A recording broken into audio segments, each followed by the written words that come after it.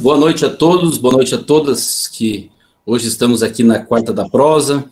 Hoje vamos estar ouvindo a Gisela, que é nossa companheira e pré-candidata a senadora no Mato Grosso, ao Sidney Bola, que hoje coordena a secretaria aqui de multiculturalismo aqui do estado do Paraná. A Gisela é secretária nacional, e hoje temos esse assunto importante para debater, que é essa questão racial mundial hoje.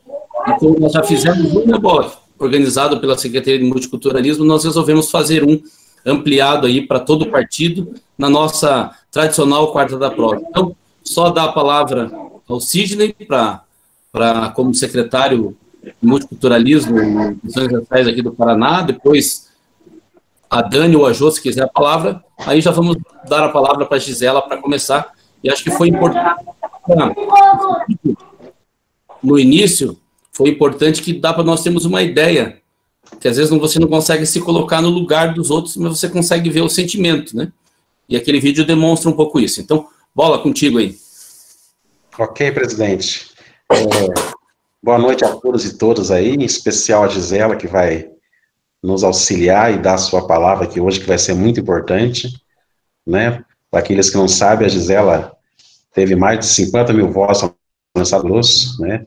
Para uma mulher negra, é uma expressão muito grande, e isso vai ser muito importante.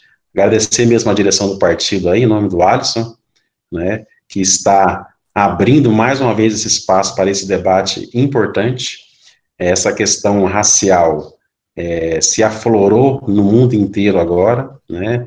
E alguns achavam que ia ser um dia, 10 dias, e não para, né? Continua acontecendo.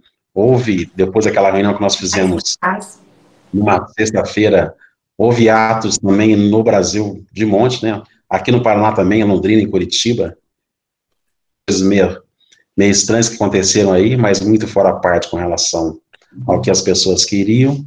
E o interessante faz com que esse debate seja de fato colocado na ordem do dia.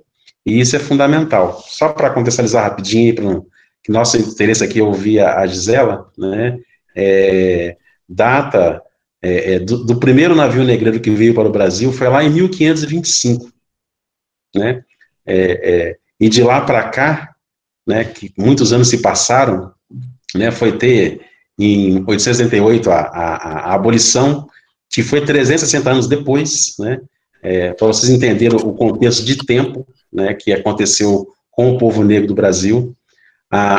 E a primeira lei de verdade, né, nós vivemos no Estado Democrático de Direito no Brasil, né, o Alisson advogado sabe muito bem disso. A primeira lei que de fato foi tocar com relação ao racismo foi somente em 89, oriundo da lei da Constituição de 88, que foi instituir que de fato é racismo no Brasil, né. Isso quer dizer, praticamente aí, depois da abolição e tudo mais, quase 500 anos depois. Isto é muito tempo, né? E, de fato, no Brasil, quando foi criado alguma instituição para cuidar com relação ao povo negro do Brasil, foi só em 2003, né, que se criou a CEPIR Nacional.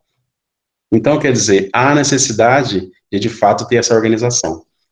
E o negro participar da política é você conseguir fazer com que o governo pense e olhe para esse lado. Então, é fundamental essa organização, né, aplicar de fato o Estatuto da Igualdade Racial, que só foi criado em 2010, né, anos depois também com relação à criação da CEPIR. Então, é fundamental que o negro participe da política, como todos aí, né, mas a Dani falava agora com relação às mulheres, que são a maioria da população, né, e a população negra também, né, dados do IBGE dão que são 54% da população brasileira se autodeclara negro, né, e onde é que estão esses negros, né, no Brasil afora, que não estão nos parlamentos. Então, é algo para a gente pensar e raciocinar. Mas seria isso, passar para as meninas aí, após para a Gisela. Eu gostaria de dar boa noite às meninas primeiro, né? E depois aos moços. Boa noite a todos. Infelizmente, a gente ainda precisa tratar sobre esses temas, né? Mulheres e a representatividade negra. A gente sonha com o dia que isso não seja mais necessário, né? Que isso seja uma coisa natural e comum a todos. Mas, enquanto isso, nós estamos fazendo a nossa parte. Eu fico muito feliz e reitero o que a Dari falou, que nós temos esse espaço dentro do PROS. Eu acho que hoje nós temos que agradecer e reconhecer o trabalho que o Alisson e que o deputado fazem, né, que dão espaço às mulheres, dão espaço, né, para que a gente tenha qualquer tipo de discussão, principalmente com relação a raças, enfim, eu acho que isso é muito importante.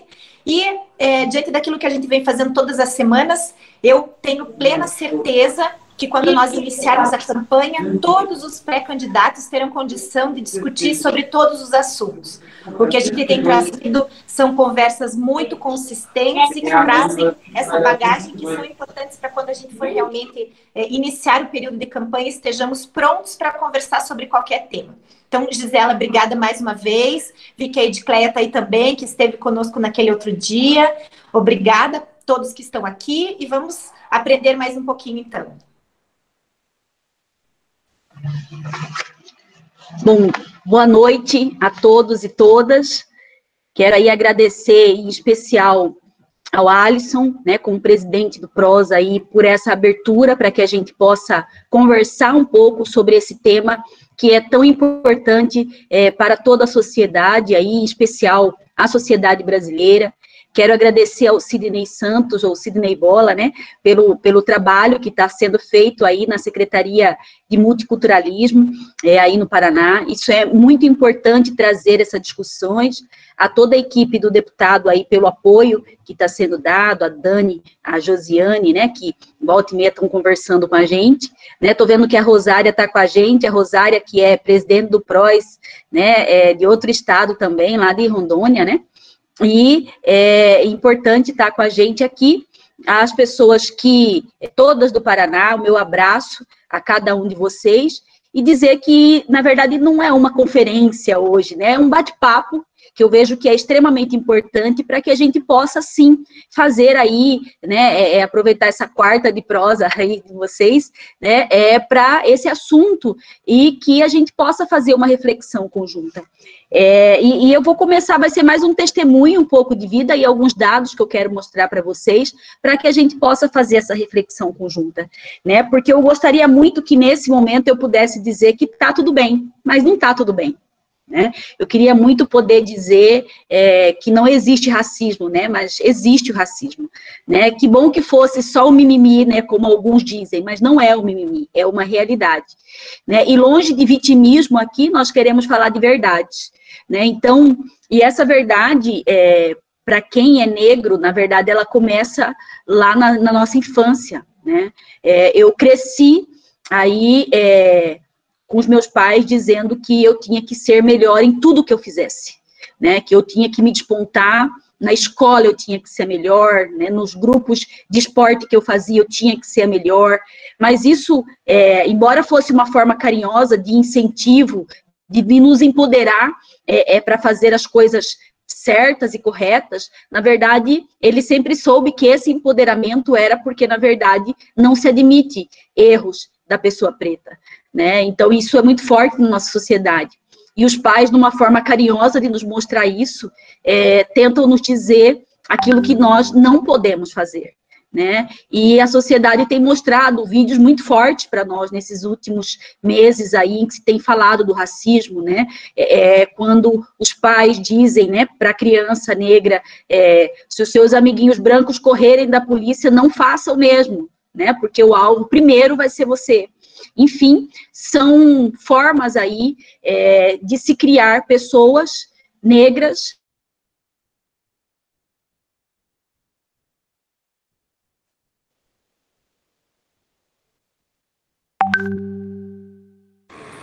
Aqui travou o áudio dela. Também para mim aqui.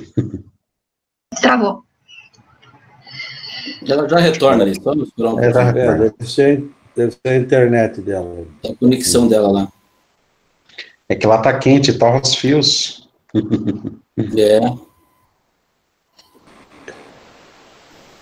E aqui congela, Bola. Aos extremos. Uma hora mais ou uma hora menos, Mato Grosso? Uma hora menos. Sim. Quando nós temos aí a questão do racismo, né, das pesquisas que se fazem, 97% da população brasileira admite que existe racismo entre nós, né? Porém, as pessoas que se declaram racistas são apenas 3%.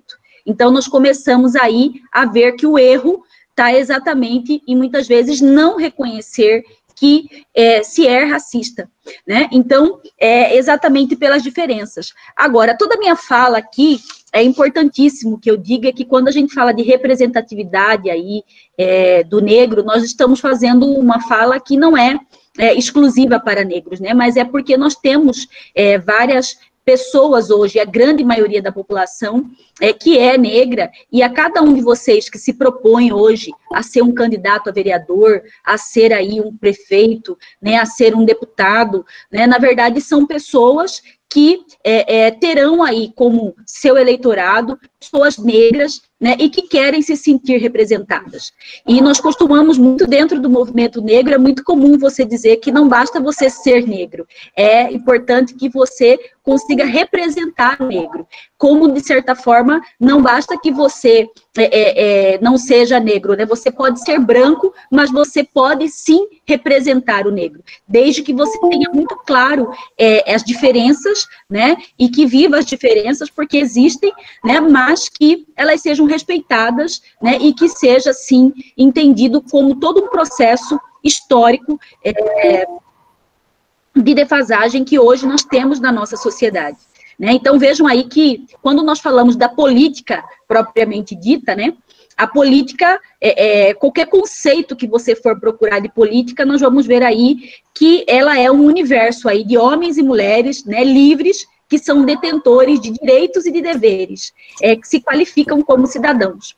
Mas, para que cada homem desse se considere livre, né, cidadão, tem um longo processo histórico aí, e que não está acabado ainda. E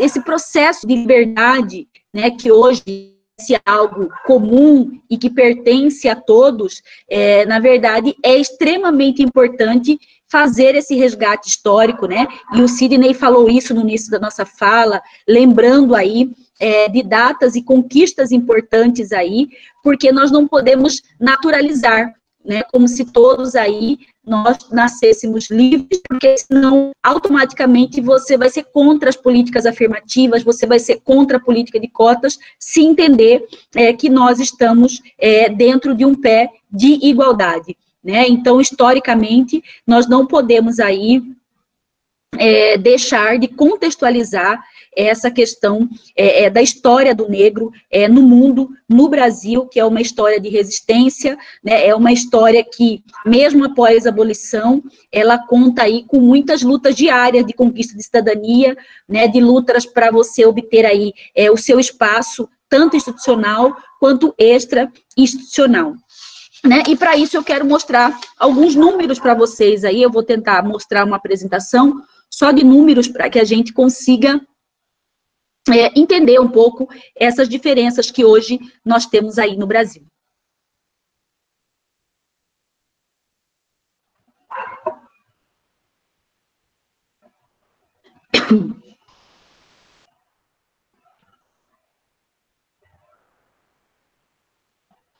Como foi dito aí, né, a população negra no Brasil hoje, ela é de 56,10%. Isso são dados aí do IBGE, né, lembrando aí que a população brasileira como um todo, nós temos aí, perdão, mais de 209 milhões de habitantes no país, e 19,2 milhões se assumem como pretos, e 89,7 se declaram pardos, né? Não sei se todos sabem, mas para o IBGE, todas as pessoas aí que se dizem pretos ou se declaram pardos, né, compreendem negros para o IBGE. Então, somos sim a maioria da população, né? Como foi dito inicialmente, somos a maioria da população, mas vamos verificar aí que em espaços de poder, né, essa maioria não está igualmente representada. É importante que saibam que hoje 54,9% da força de trabalho no Brasil, ela é dos negros que ocupam aí, são dados de 2018. E vejam aí que os negros acabam ganhando menos, né, no Brasil do que os brancos. Vejam que enquanto nós temos uma média de rendimento aí de R$ 934 da pessoa preta ou parda no Brasil, os brancos já ganhavam quase o dobro disso, né? Ou seja, o equivalente aí a R$ 1.846 essa renda média. No mercado de trabalho, essa posição de liderança, né, também nós temos aí, ela não é ocupada, né, como nós já mencionamos aí, pelo negro, né? Nós temos uma minoria dos negros na função de liderança. O Instituto Ethos aí mostrou uma pesquisa que os negros ocupam 4,9% das cadeiras nos conselhos de administração das 500 empresas de maior faturamento no Brasil, e entre os quadros de executivos são 4,7%, né? E 6,3% dos trabalhadores são negros aí ocupando gerências dentro de grandes empresas.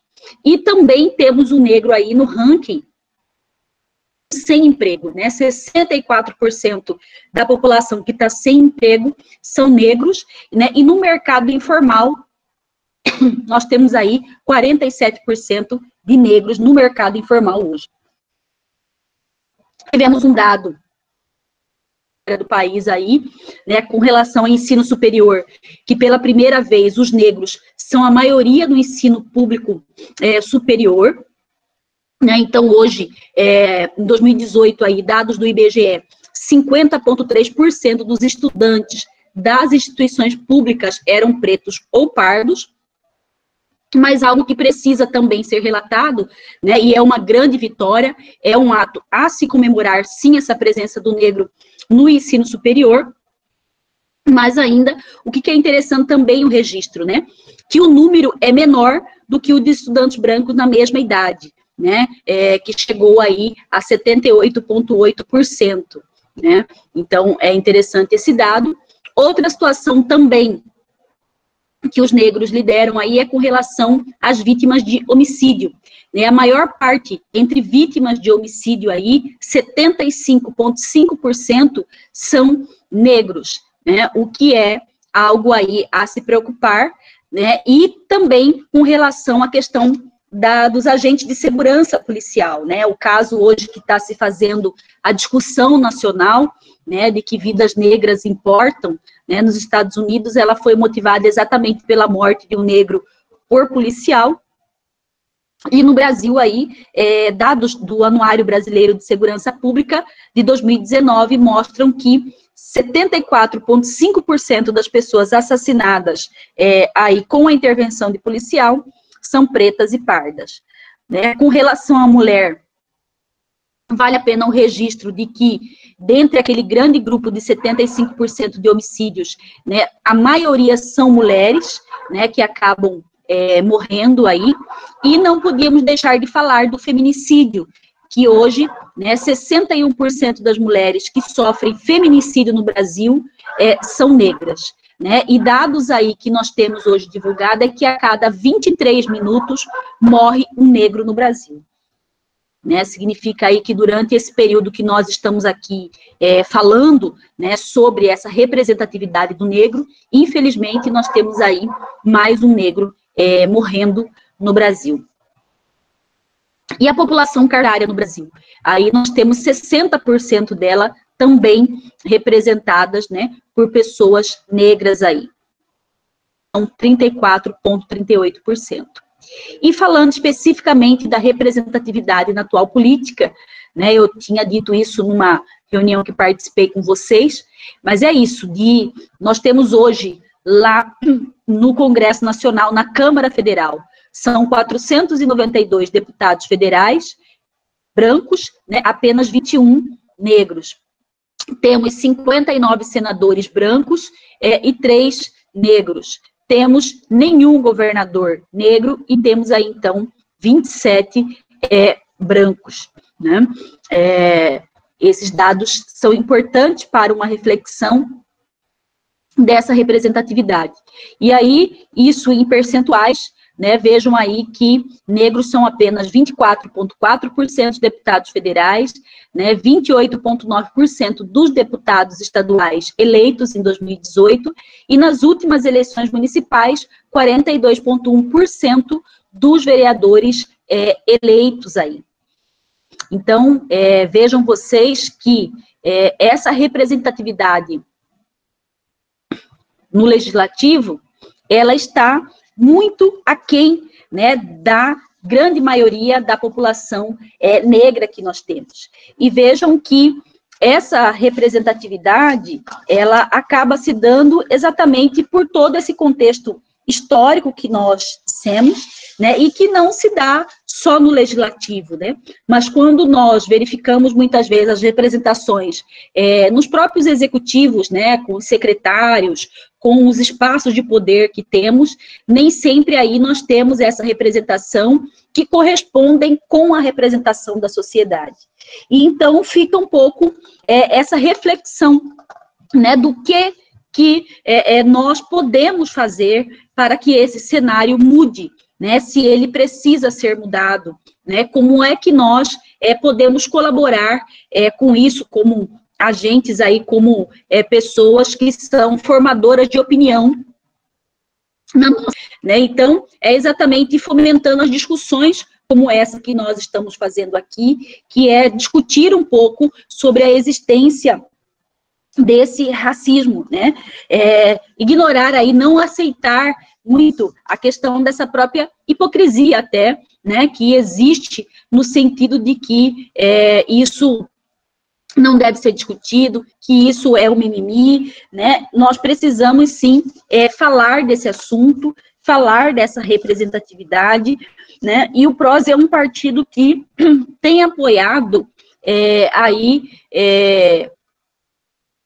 projetos, né, que falam, que tragam as políticas afirmativas, né, nós precisamos muito que essa diferença existe, né, e o movimento negro, ele tem dito que não basta nós não sermos racistas, né, as pessoas acabam dizendo que o fato de eu ter um amigo que é negro, de eu trabalhar com alguém que é negro, eu já não sou racista, né, mas a gente tem falado muito de você ser antirracista, de fato você se manifestar contra o racismo que está, sim, impregnado na nossa sociedade hoje, um racismo que é reconhecidamente estrutural, porque ele não está em algumas pessoas, mas ele está arraigado aí culturalmente, né, na sociedade em que nós vivemos, né, e isso precisa, sim, de políticas públicas que possam mudar esse contexto. E as políticas públicas acontecem quando nós aceitamos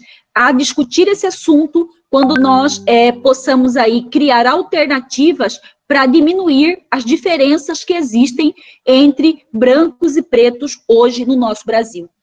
E nós temos alguns exemplos, né, aí de conquistas, né, como foi falado aí pelo próprio Sidney, ele relembrou o Estatuto da Igualdade Racial, né, que é a Lei 12.288, lá de 2010, né, nós temos hoje algo que seria fundamental para que nós pudéssemos aí ter uma mudança, inclusive fazer essa discussão em sala de aula, que é a Lei 10.639, que é lá de 2003, né, que é a lei que vem alterando aí a LDB no Brasil, a Lei de Diretrizes e Bases, quando se coloca que nas escolas, na rede oficial de ensino, nós temos que discutir aí a temática da história e cultura afro-brasileira, né? É uma coisa que foi uma grande conquista, né, do movimento negro, de ter colocado isso na LDB, mas que pouquíssimos lugares você tem aplicação disso. E nós sabemos que onde isso acontece, né, verdadeiramente, são nos municípios, né? Tudo acontece nos municípios. Então, isso depende muito de uma ação forte dos vereadores, sim, né, dos prefeitos municipais, para que eles façam com que essas legislações, que de fato foram grandes conquistas, que elas saiam do papel e possam ser verdadeiramente aí exercidas por nós. né? E quando nós falamos de representação, nós temos exemplos hoje, e antes de começarmos aí essa reunião, nós tínhamos aí brincadeiras ou não, mas que são muito sérias, né?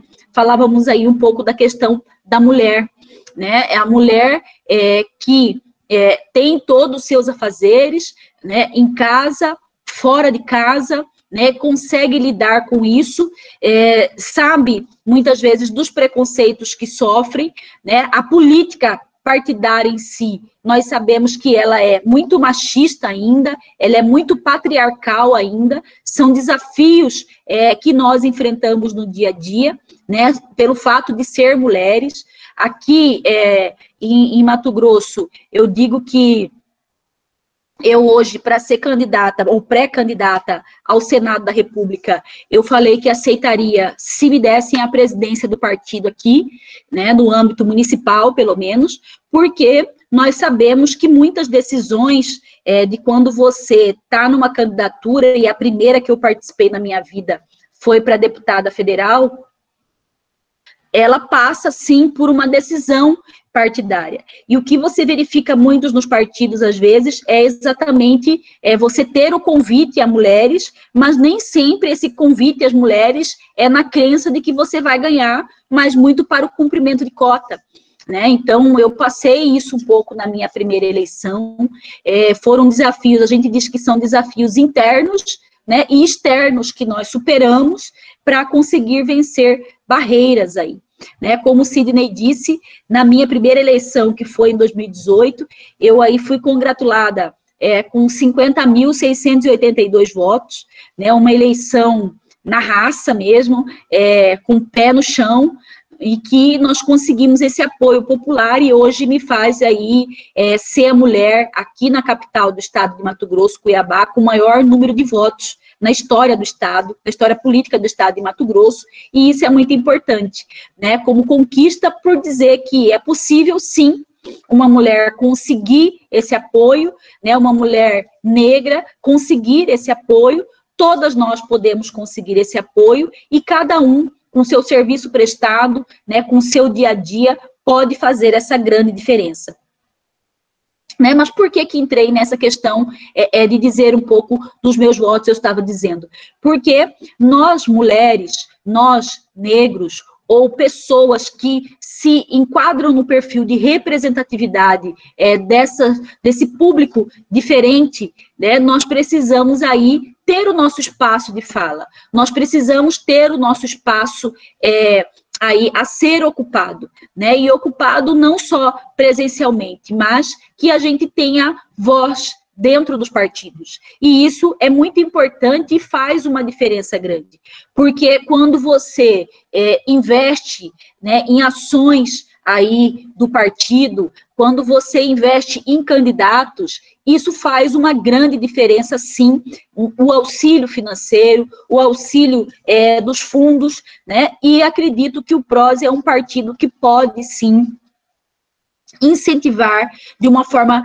verdadeira, cada vez mais verdadeira, essa questão do incentivo à política das mulheres, do incentivo à política, sim, da pessoa negra, da pessoa com deficiência, dessas pessoas que, historicamente, aí, nós sabemos o déficit que tem em relação aos demais, né? E quando nós falamos de um racismo estrutural, nós não podemos aí deixar de considerar que a questão social, ela está, aí a questão de ser negro também, ela está intimamente ligada com essa questão econômica. Porque tudo que nós falamos aí, os números que nós apresentamos, acabam demonstrando que o fato das políticas públicas não chegarem com a mesma oportunidade para a pessoa negra, acabam fazendo com que ela fique à margem da lei, com que ela acaba sendo essa pessoa que pratica mais crimes, sendo essa pessoa que está dentro do sistema carcerário brasileiro hoje. Então, vejam que essa discussão que nós falamos hoje, que nós levantamos aqui da representatividade, é exatamente chamar cada um de vocês para uma luta antirracista, né, para que a gente não só se sinta aí no sentido de dizer que você não é racista, mas que você provoque essa discussão dentro da sua família, que você provoque essa discussão no seu local de trabalho, né, nos seus vários espaços aí, que você, como uma pessoa que tem essa representatividade, ocupa. Então, é extremamente importante que a gente faça esse desafio, é importante que a comissão multirracial, né, e a gente quer muito, de alguma forma, fazer uma plataforma para que pré-candidatos a vereadores e a prefeitos, nessas eleições municipais, possam se comprometer, né, com o antirracismo. Nós precisamos, sim, fazer com que políticas afirmativas apareçam, né, nas bandeiras aí de campanha dos nossos pré-candidatos a vereador, dos nossos pré-candidatos a prefeito, né, porque quando nós falamos que vidas negras importam, né, não precisam só se importar da boca para fora, mas, de fato, nós precisamos aí ter políticas públicas, né, que façam a diferença para que a discriminação, o preconceito, a falta de respeito, elas deixam de existir, ou pelo menos elas diminuam dentro da sociedade que nós vivemos aí. Então, nós não podemos, como pessoas aí, de liderança que somos, dentro do meio que nós vivemos, dizer, né, que nós vivemos aí uma democracia racial, porque ela não existe, né? Isso é um mito, né, que o Brasil ainda tenta pregar ao mundo, que o Brasil é o país aberto que recebe todos, e aqui não existe discriminação, que aqui não existe preconceito. Existe. A grande realidade que nós temos é de que, em razão dos inúmeros constrangimentos que muitas vezes se sofre, você prefere ficar, às vezes, calado e sofrer sozinho como negro, de não provocar essas discussões, porque isso incomoda as pessoas de falar sobre isso. Então, nós precisamos aí assumir a nossa negritude, né, enquanto negros nessa sociedade. Nós precisamos, sim, dizer da importância que é ser negro e de representar os negros nesse nosso país, para que a gente possa diminuir tanta violência que existe hoje na nossa sociedade. Então, nós precisamos aí, e eu tenho uma colega, o Sidney teve a oportunidade de conhecê-la numa live que fizemos aqui em Mato Grosso, que é a Anieta Costa, que ela repete muito, né, que você não faz revolução, no conforto, né? Toda mudança que você precisa fazer, ela mexe com as estruturas, né? Você não faz um omelete sem quebrar os ovos. Então, nós vamos ter que, muitas vezes, gritar, que fazer movimentos, sim, fora aí, nas ruas, né, para que a gente possa ser ouvido. E esse movimento não depende necessariamente de violência, não precisa necessariamente você tacar fogo em prédios ou em estruturas, mas você muitas vezes precisa sim chamar a atenção daquelas pessoas que entendem que está tudo normal. Não está tudo normal. Então, que cada um sinta aí, no seu dia a dia, né, o desconforto, sim, a violência, sim, que existe contra o negro hoje na nossa sociedade. Assim como nós não temos revolução no conforto, nós também não temos políticas públicas no silêncio. Então, nós precisamos falar.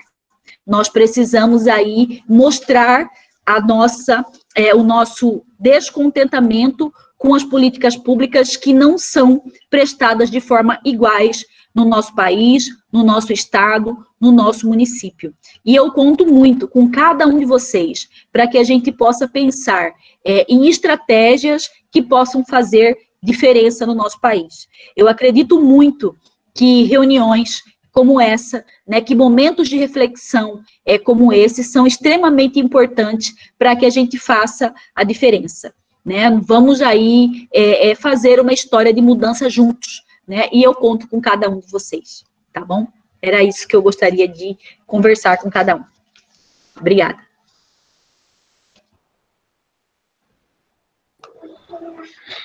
Excelente fala, Gisela.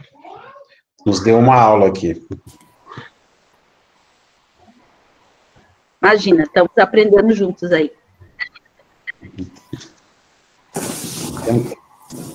Pode tocar a bola. Beleza. Hoje eu vou deixar juntos aí. Temos inscrito aí, Dani? Vamos começar a falar também aqui. Eu não olhei. Aliás, mas se alguém quiser fazer alguma pergunta, né, Bola? É só habilitar o microfone e aproveitar. O Chico Kuzma. Pode falar, Chico. Opa, boa noite, vereador. Vereador Chico Kuzma pode dar com a palavra. Boa noite.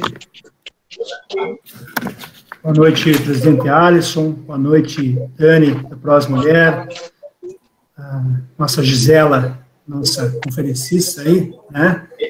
E o Sidney Bola também. Tá escutando, Alisson, aí tranquilo ou não? Tranquilo.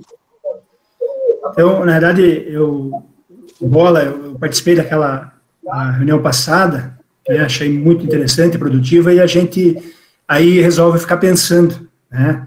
E nesses pensamentos eu associei junto com a reunião que nós tivemos também do PROS aí no Estado, com a secretária municipal de Educação, a Maria Silva Bacila, e eu fiquei pensando como é que a gente poderia, de repente, fazer uma política pública, a gente como vereador, já com mandato aqui em Curitiba, né? E eu gostaria agora dessa conversa com vocês, você vê a dificuldade da gente ter um entendimento e saber que está no caminho certo, né? Que é dessa forma que a gente vai diminuir essa desigualdade, que a gente vai fazer esse resgate histórico, como bem colocou aqui a nossa palestrante. Então, o que acontece, Bola? Aqui em Curitiba nós temos um app, certo? Onde aquelas mães que precisam vaga no CMEIS, um aplicativo, né, para criança de 0 a 3 anos, elas vão e fazem a inscrição das suas crianças ali, certo? E dentro dessa inscrição, existem alguns critérios de informações adicionais que fazem uma diferença na hora da escolha ou da prioridade de vagas para essas crianças, certo? Então, tem algumas informações adicionais que as mães preenchem. Se o irmão já frequenta a unidade, se a criança é vítima de violência, né? Se é filha ou filho de mãe adolescente sobre a guarda de uma instituição de acolhimento, se ela é beneficiária do programa Bolsa Família, se a criança é cuidada por menor de idade, se é cuidada por pessoa doente, se é cuidada por pessoa de mais de 60 anos, se tem a mãe ou o pai preso, se o responsável está desempregado, se o responsável é drogadido, se ele é etilista, né, alcoólatra, se o responsável tem deficiência, se o responsável está empregado. São esses alguns critérios que eles colocam aqui como os critérios adicionais que pesam na hora dessa escolha dessa vaga, certo, Bola? Compreendeu essa parte? E sim, Chico. Tá? E o que acontece? Aí eu pensei em apresentar um projeto de lei aqui na cidade, em Curitiba, e a Dani é diretora e professora, pode também comentar, colocando que esses Centros Municipais de Educação Infantil, os CMEIs, da Prefeitura ou aqueles que são contratados pela Prefeitura, também deverão considerar como critério técnico adicional de prioridade para a distribuição dessas vagas, se os responsáveis pelas crianças ou seus pais se autodeclaram pessoas de cor ou raça preta, parda ou indígena, coloquei aqui também. Então, eu gostaria de saber se essa seria uma forma dessa política afirmativa, é uma política pública também, para a gente tentar diminuir as diferenças, ou não se enquadraria. Não é por aí o caminho, entendeu? Para a gente poder compreender se seria um caminho, a gente colocar esse critério também como um critério para tentar definir uma prioridade na questão de vaga. Eu fiz umas pesquisas aqui, a gente até na palestrante não colocou sobre educação infantil, crianças de 0 a 4 anos na escola. A gente viu que houve um aumento, uma frequência maior das crianças negras, né, ou pardas, como coloco aqui, mas, porém, ainda é bem menor que a frequência de crianças brancas ainda nas creches. Então, eu pensei nesse sentido, será que uma lei dessa a gente não estaria fazendo, entendeu, já uma política afirmativa já no início, na infância, a criança já tem um diferencial? com vocês aí, Bola. Eu gostaria de ouvir os comentários aí. Legal. Eu acho bem interessante, até depois, tem professores aqui até mais habilitados do que eu, Edicélia, que inclusive mexe com educação infantil, mas eu acho interessante, porque você, como você está falando, já abre um espaço no início do processo da vida escolar. Até eu gostaria que depois você pudesse compartilhar comigo esse projeto de lei, para a gente dar uma olhada, né, ver o que pode ser até melhorado dele, na aplicabilidade dele, né. Aqui em Londrina, até para você ter uma ideia, eu acho que em Curitiba não é assim, né? Aqui existe uma central de vagas, né? Todas as vagas é centralizada apenas em um local. Acho que aí não é assim, né, pelo que eu estou entendendo do seu projeto aí, né? Até a Dani pode falar, Bola, aqui funciona o seguinte agora, esse aplicativo, ele é automático, de acordo com essas informações que a mãe, pai ou responsável insere nesse aplicativo, ele vai buscar uma vaga, entendeu? Se empatou em todos os critérios, ele vai buscar por esse critério de desempate uma vaga para aquela criança. A mãe adolescente está presa. Opa, essa tem prioridade essa criança tem prioridade em cima de uma vaga daquela que a mãe está em casa e tal, entendeu? São alguns critérios. A gente queria incluir esse critério, né, se a criança for filha do pai, o responsável, negro, pardo, ou até a gente colocou até indígena para se basear em algumas outras leis que tem aí. É bem legal isso aí. Uma coisa que me preocupa nessa questão aí é o acesso da população negra aí no município de Curitiba a ter esse aplicativo, né? Eu acho que, para nós, hoje em dia, ter um celular, um computador, é uma coisa muito tranquila. Infelizmente, a população de baixíssima renda, e é o que nós vemos agora, por exemplo... O cadastro é feito só assim, Bola, aqui, sabe? O cadastro para ingresso na educação infantil é feito só assim. Então, por exemplo, quando a família não tem essa condição, ele procura um CMEI ou um farol do saber, né? Porque os faróis do saber aqui são espaços hoje que têm disponível computador para a população ou a própria escola. Daí nós, enquanto instituição, fazemos o cadastro. Mas para o ingresso na educação infantil funciona aqui em Curitiba, sabe? Entendi. Então, eles buscam daí outras formas, né, de que se garanta que todos façam esse cadastro pelo aplicativo. Isso atinge a todos que precisam? Vocês têm números disso? Mas só com a secretária, na verdade, né? Eu acho que primeiro, as questões ali, as primeiras coisas são questão da vulnerabilidade das crianças, né? Não sei se estou falando certo, Dani, as que estão. Então, tem os critérios. Acho muito positiva a ideia, Tico, você incluir, porque é uma forma de você estar levantando uma bandeira. Tá certo que é um pequeno passo dentro do grande, acho que é o grande debate, mas é um passo. Quando nós falamos, se cada um fazer a sua parte, se cada um dar um passo e defender isso, com certeza, lá na frente, nós vamos ter muito menos desigualdade que temos hoje. Então, acho que é importante só ver a forma de redigir certinho, e acho que tem pessoas competentes aí que te ajudam a estar redigindo para ser ainda mais justa essa escolha.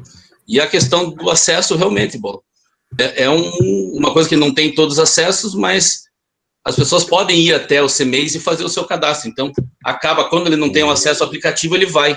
Porque a mãe, quando está necessitada, pode ter certeza que ela vai até o CMEI, vai até o núcleo, vai onde quiser, para poder buscar a sua vaga. Legal. Eu só fazendo complemento ao que o Alisson está falando, as outras professoras aí podem me ajudar. Eu só acho que eu acho bem importante, Tico, né, essa inclusão, concordo e apoio, né, eu só acho que a gente não pode desconsiderar as questões de vulnerabilidade, né, que eu acho que isso, crianças que estão em situação de risco ou de violência, enfim, né, mas eu acho que é importante se considerar sim. Porque aí a gente garante, como você falou lá, que a base, que já existe essa inclusão lá na base. Todos esses critérios aí, Dani, eles são considerados pelo aplicativo. Então, é mais ou menos como uma pontuação. Então, se a gente colocar mais esse critério, houve um empate. 2 crianças vulneráveis, 2 crianças, tal. Então, esse aqui seria um critério de desempate para poder, digamos, já garantir, né, essa criança que se não estiver na escola, na rua ela vai sofrer diferente de uma criança branca, não é isso que a gente está entendendo em toda essa discussão? Vai ter uma oportunidade diferente, né? Acho super importante. Vale a pena. E depois, com certeza, é o nosso vereador do PROS que está na nossa capital, dando a ideia que daqui a pouco nós vamos para o estado todo, aí, Tico. Eu confesso aí, Bola, que surgiu realmente da última reunião que eu participei, ouvindo vocês, eu falei, o que eu posso fazer a nível Curitiba, a nível municipal, em relação a isso. Aí a gente associou aquela outra reunião, né, Dani, que tivemos com a diretora, eu lembrei do aplicativo e fui pesquisar. Até entrei no aplicativo, simulei um cadastro para ver esses critérios. Eu sei que tem um dos critérios que foi aprovado já pela Câmara no passado, que é uma lei da vereadora Maria Letícia, que ela coloca como um critério de prioridade se a mãe sofreu violência doméstica, né, feminicídio e feminicídio, mas essa violência doméstica, agredida, alguma coisa que tem queixa de agressão, já é um critério que leva um pontinho a mais para garantir uma vaga para aquela criança, entendeu? Seria assim, empatou, opa, essa criança vai ter um diferencial, entendeu? Bem importante. Então vamos passar para o próximo assunto aí, para deixar o pessoal discutir também. Parabéns pela iniciativa, vereador Tico. Só me permitem mais... Como é importante a gente fazer isso. Aproveitando, Dani, só para ver dessa dificuldade, só mais um caos, né, de tudo isso aí que foi falado.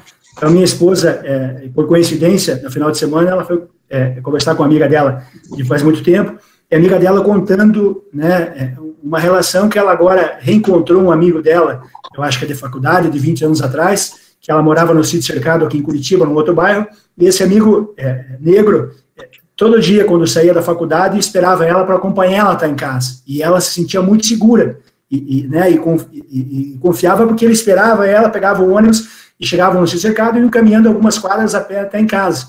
Então, ela sempre foi grata a ele, né, mas nunca teve a oportunidade de agradecer. E, dias atrás, encontrou ele e agradeceu. Fulano, obrigado por você, né, sempre me acompanhar, me esperar. Daí, até emocionante falar, que daí ele chegou para ela e falou assim, e eu agradeço de você me acompanhar. Você não sabe o quanto de medo que eu tinha de estar à noite sozinho na rua, 10, 11 horas da noite, e a polícia me encontrar e eu sozinho. E eu do teu lado, eu me sentia seguro. Você vê como que é isso, e a gente não percebe, né, essa questão desse medo que as pessoas têm, né? Então, essa é uma história só para ficar aí também, bom. Passo para vocês aí. Na verdade, o escudo era ela. Isso, bem isso. Né? E ela se sentia protegida com ele, né? E ele se sentia protegido com ela. Bacana isso. Quer dizer, bacana não, né, bom? Mas sim, é uma realidade. É uma realidade. Uma realidade. Infelizmente, a abordagem, como já falamos aqui na outra reunião, a abordagem na rua é uma questão que uma vez, aqui em Londrina, teve uma reunião dos policiais militares do Paraná, e estava aqui o comandante-geral da polícia, né, e teve esse tema com relação à abordagem a negros, e ele falou textualmente, né, até a gente achou muito interessante ele falar abertamente, falou, olha, nós da polícia temos como regra, primeiro, fazer abordagem à pessoa negra. Então, é o modus operandi que a polícia funcionava naquela época, faz uns 6 a 7 anos para trás aí, né? Então, é uma realidade nossa aí. Eu estava ouvindo o Tico falar, boa noite para todos, cheguei atrasado, boa noite, a nossa reunião lá no Congresso acabou agora, pouquinho, né? E é o seguinte, Tico, a gente fica olhando e vendo, né? A diferença é muito grande mesmo. Como o Bola estava falando, infelizmente, não dá para a gente dizer que não existe uma perseguição, assim, uma coisa, um pré-julgamento, né, de que a mesma coisa que o Bola falou é o que o rapaz que andava com a tua esposa sentia, né? Ele, como negro, estava numa situação de fragilidade, né, por ser negro, né? Uma coisa fora do contexto. E quem já tem uma idade que nem, assim, o teu amigo aqui, o deputado, que já viveu lá nos anos 50, eu vou dizer para vocês que se você voltar e olhar para trás, era muito complicado, sabe? Era muito mais complicado. Então, não dá para negar que existe o racismo, é uma figura que tá realmente vai acabar, mas vai demorar, né? Vai demorar, infelizmente, porque a gente sente que está demorando hoje, que eu lembro, né, dos anos 50, nós estamos aí com 60 anos que eu lembro, né, que eu lembro como que era, e a gente sentia com muito mais força essa questão do racismo.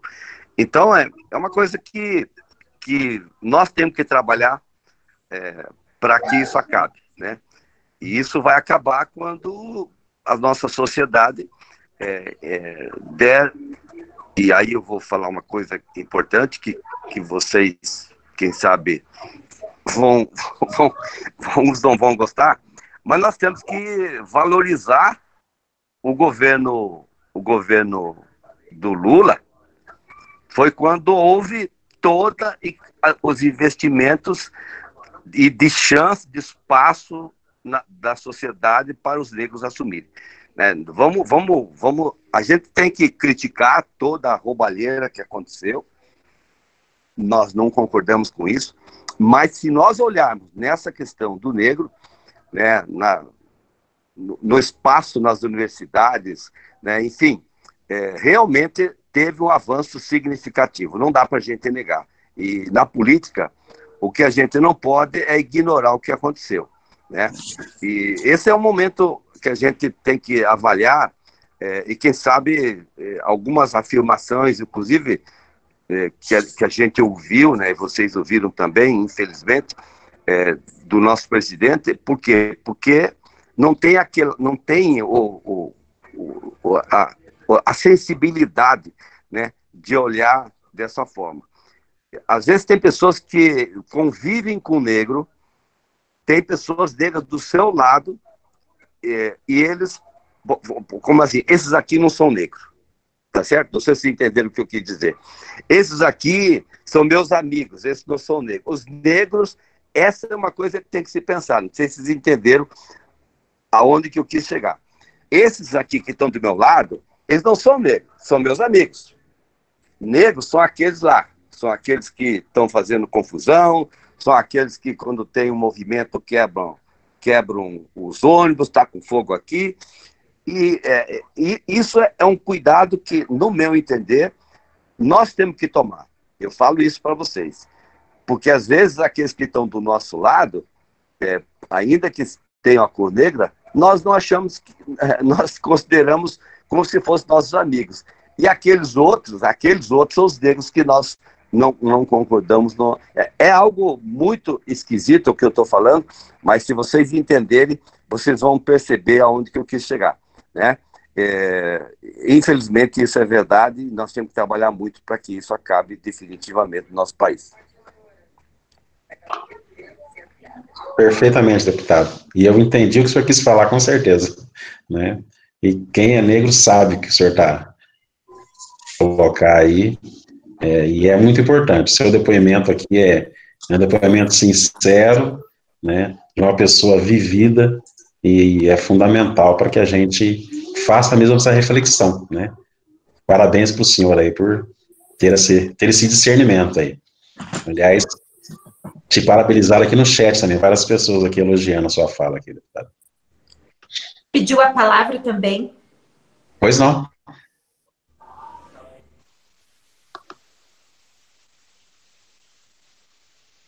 Pode falar, André, habilita o microfone. Não, tive que tirar o fone de ouvido e não funcionou. Eu não sei se vocês vão gostar muito do que eu vou falar, mas eu tenho uma certa resistência com relação ao que eu não entendi, eu acho que é o deputado falou. Já tem várias opções que na fala da Gisela já se enquadra. Eu acho que seria expor demais a criança ou a mãe da criança colocar mais um quesito de ser negro. Eu não sou diferente de ninguém. Por que vai beneficiar o negro para colocar uma criança na escola? Se já está lá, que baixa renda, que são vários requisitos que, como já foi falado anteriormente, a maioria dos negros já estão na classe baixa e ainda colocar mais um desse, eu acho que vai expor demais. Meus irmãos são negros, minha mãe é negra, minha mãe criou 7 filhos sozinha e nem por isso nós nos sentimos menores. Passei por várias situações de racismo, várias, não foram poucas. Mas eu não concordo, eu particularmente, é a minha opinião, tá, gente? Não pensem que eu estou indo contra vocês. Só que eu não concordo de colocar mais um quesito você ser negro. Porque já não expõe, Andréia, porque esse aplicativo ele só faz a intenção da vaga, sabe? E daí... Então, mas se já tem os outros quesitos, por que vai colocar que é negro? Porque... Não tem necessidade disso, porque as vagas estão sendo disponibilizadas de acordo com a idade. Na vaga não fala se você é branco ou se você é preto. Mas diante do eu acho isso errado. Diante do teu depoimento, enfim, né, a gente quer diminuir a desigualdade. Então, mas a desigualdade, ela não ocorre aqui. Assim, o que, a meu ver, tá? Pelos meus 43 anos de vida, né, eu tenho um filho de 21 anos, tenho um filho de 19 e tenho um filho de 9. Então, eu passei por várias fases, questão de escola, questão de emprego, com relação a tudo. Não somente eu como irmã, eu como mãe e eu como pessoa também. Porque eu sou cria do ProUni. Eu fiz minha faculdade de Direito pelo ProUni. E eu fiz pela questão racial. Eu consegui a minha bolsa. Sofri preconceito pelos professores, sim, porque os professores... eu cheguei a ouvir de uma professora que ela não era a favor de bolsa porque os alunos que chegavam lá, bolsistas, potrificados, e ela tinha que ensinar de novo. E graças a Deus eu passei de primeira na matéria dela. Mas por que eu falo com relação à criança? Porque não é só o negro que precisa de uma boa educação. O branco pobre também precisa. Na favela não tem só negro, tem branco. E aí, às vezes, vai beneficiar uma família negra, sendo que do lado dela tem uma família que é branca, mas também é pobre e é miserável. Então, eu acho que ali na primeira infância, eu acho que não seria o foco. Porque até hoje, pelo menos pelo que eu vejo, as crianças elas têm o direito à vaga e quando a pessoa corre atrás, ela consegue a vaga. A minha preocupação é a partir do ensino médio. Na verdade, é quando está chegando ali na adolescência. Porque o índice de estudantes que saem da escola, que desistem da quinta à 8ª série, é muito grande. No ensino médio, meu Deus do céu, eu trabalho numa unidade de saúde que fica do lado da escola. Eu vejo a quantidade de adolescentes, isso independente de cor, mas eu vejo, como é mais próximo da periferia, eu vejo muito adolescente, muita menina negra, muito menino negro, que se olha e não se vê como pessoa. E não trabalham isso na adolescência deles. Eu acho que essa seria uma faixa etária que a gente deveria se preocupar com o adolescente, aquele que está começando a entrar para a vida adulta. E se ele está entrando e ele não se percebe como pessoa, ele não se vê como um ser de capacidade, ele vai ficar na miséria e os filhos deles vão ficar, e os netos e os tataranetos, e assim vai. Agora, você vai trabalhar com a criança, você vai colocar a criança na escola, mas se não, o que adianta só colocar na escola e não ter um trabalho adequado com essas crianças? Não vai valer de nada, porque hoje você entra na escola, não tem esse trabalho, não se olha para a pessoa, né?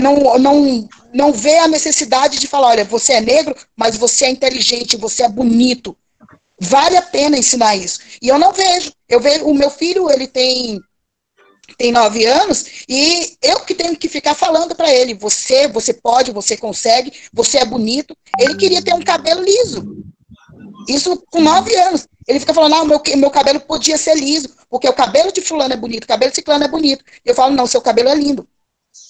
Eu parei de alisar o meu cabelo para mostrar para ele que você ser negro é bonito. Então eu uso meu cabelo solto, eu faço uns penteados loucos, e eu mostro para ele que vale a pena ser negro. Que ser negro é bom, que ser negro é ser inteligente, ser negro tem o seu valor. Então, eu acho que a partir do momento que você fala, eu vou dar preferência para a escola, para o negro, e coloca isso no papel, eu acho que vai trazer mais irritação das outras pessoas. sabe? Eu acho que não é época de acontecer isso. Eu acho que a gente tem que lutar, tem que batalhar, e eu acho que é assim que a gente vai prosseguir, prosperar. Viu, André? Você falou uma coisa muito importante, o ensino básico, ele tem que ser universalizado. Não tem que ter ninguém, nem rico, nem pobre, nem moreno, nem branco, nem nada. Todos têm que ser mas, deputado, ensinados, né, de qualquer forma. Só para te explicar, deputado, o Tico está apresentando um projeto de lei, e esse é o ideal, realmente. Eu sei, mas como a Andréa falou, é o ideal, é uma questão Alisson, que todos têm que ter acesso, mas a realidade não é essa. Eu entendi, a realidade não é essa, por isso que eu estou falando. O ideal, e ele tem que ser universalizado, né? Porque hoje a creche, por exemplo, ela não tem para todo mundo. Por mais que ela tem que ter, ela não tem, né? Então, como é que você vai selecionar as pessoas? Quem é que vai ficar de fora, né? É isso que o Tico está fazendo, não é isso?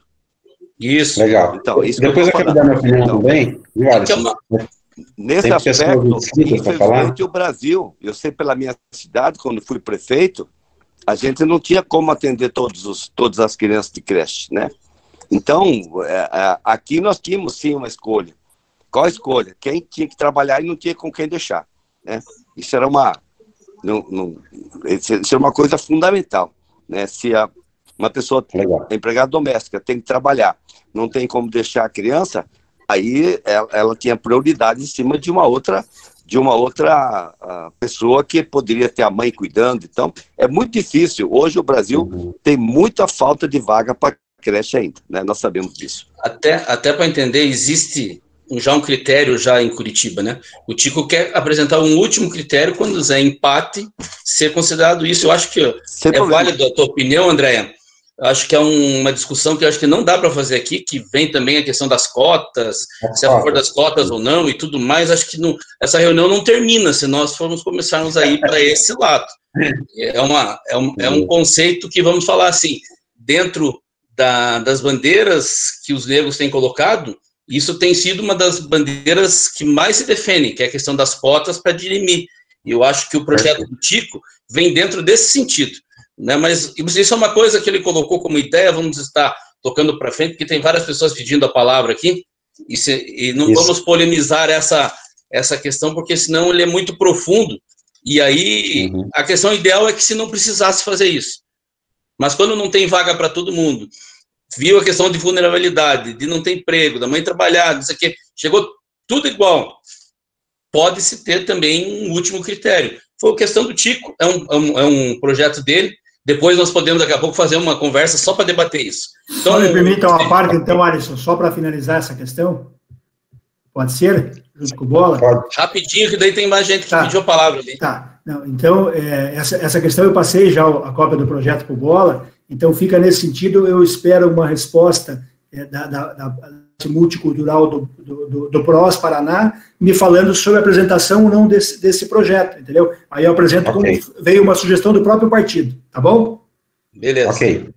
Ou não apresento. Só para saber, André, de que cidade, Andréia?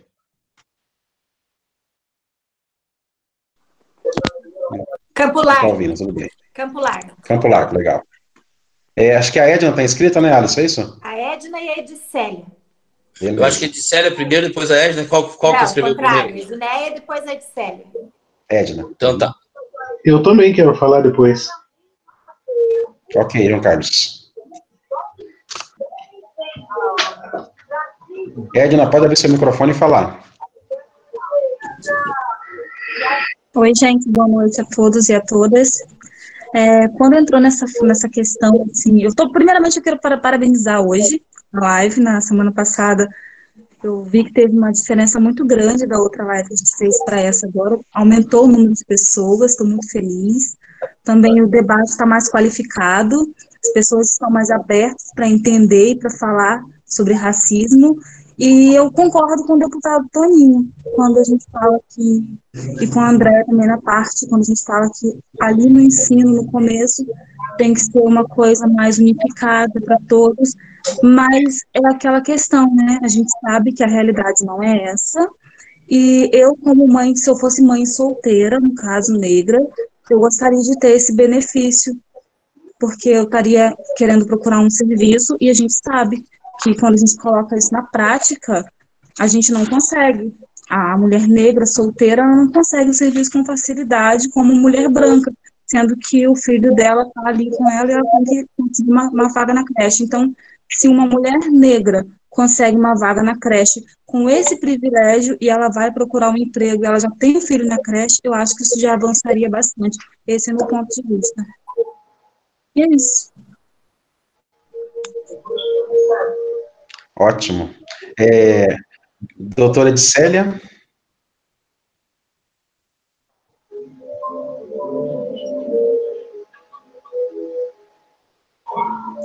Tem que abrir o microfone, doutora. É a doutora Edicélia, depois o João Carlos. Isso. E depois a Angélica, pelo que eu vi. Pode ser? Tá. Pode. Então, só vou falar rapidinho, né? Também bem contente de estar aqui numa discussão dos negros e negras, tudo que é feito por negro, olhando para ele como pessoa e como um direito de oportunidade, para mim é bem válido. Mas eu quero voltar aqui na fala da nossa palestrante de hoje, que é a Gisela Souza, quando ela apresentou os dados, né, fez toda a fala dela em relação ao Estatuto da Igualdade, a Lei 10.639, e todo esse cenário de fraqueza e extinção que nós estamos vivendo já há muito tempo. Né? Quando a polícia estava voltando para a gente, segundo os dados que ela passou para a gente ali, quando os negros morrem, né, a cada 23 minutos morrem negros. Então, assim, é uma situação bem comprometedora. E ela pergunta assim, quais as estratégias que a gente pode estar pensando para fazer a diferença, para mudar esse cenário que a gente tem, porque hoje a gente tem sofrimento das crianças em relação à escola, nós temos sofrimento dos jovens, nós temos sofrimento das mulheres negras, dos homens, da perseguição da polícia, da questão da saúde também. E o que a gente faz para mudar esse cenário? Nós temos que pensar em mudança. Não adianta cada um ter a sua opinião e não pensar em mudar. Então, aproveitar que o partido está aí, está abrindo as portas para a gente, está lá o deputado com a ideia dele, que eu achei bem interessante. Então, mas o que a gente pode fazer para mudar isso? Porque nós não estamos bem, como disse a palestrante, a Gisela, a situação do negro hoje não é boa. Não estamos bem, a situação não é boa. Nós não estamos num bom momento.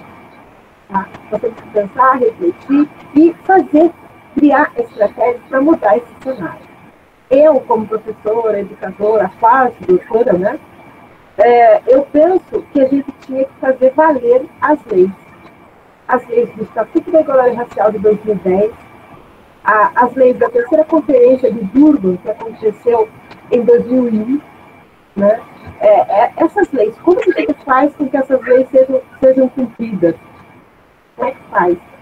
Como é que a gente pode ter acesso a essas mudanças? Como cobrar isso enquanto política, enquanto pessoas da política?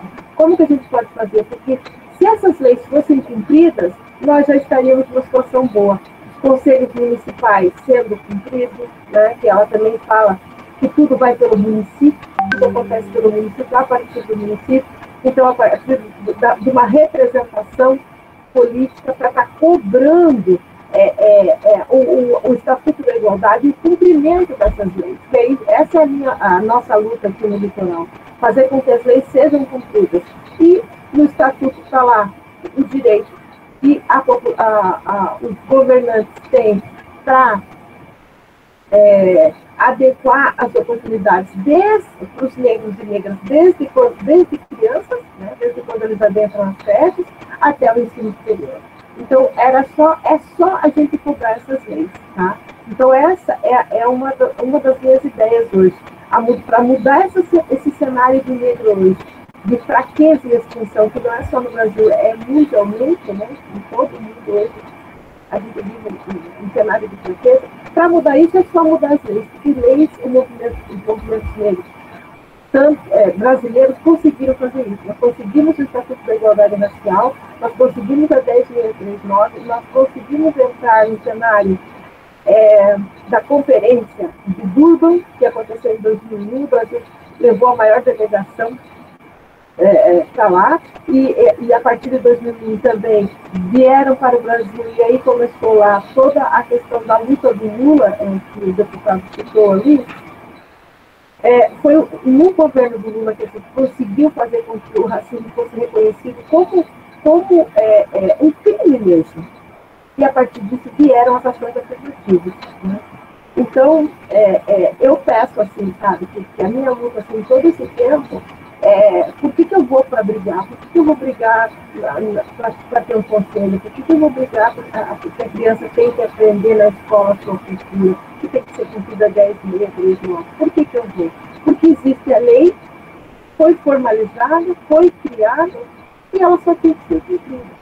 Então, não precisamos de força, não precisamos de ferramentas, nós precisamos apenas de representatividade.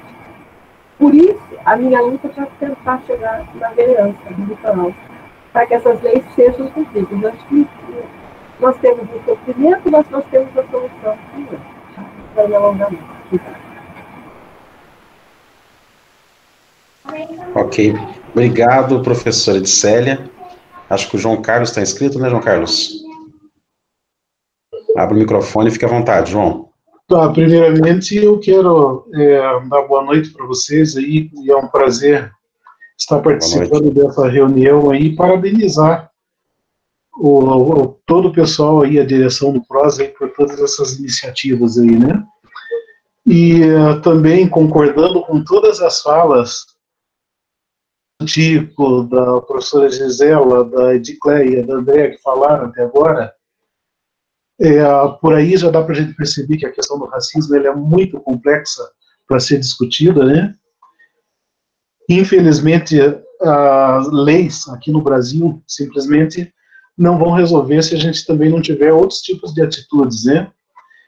Um grande exemplo, eu tenho acompanhado essa situação que aconteceu, aliás, aconteceu mais de uma, até recentemente, lá nos Estados Unidos, né?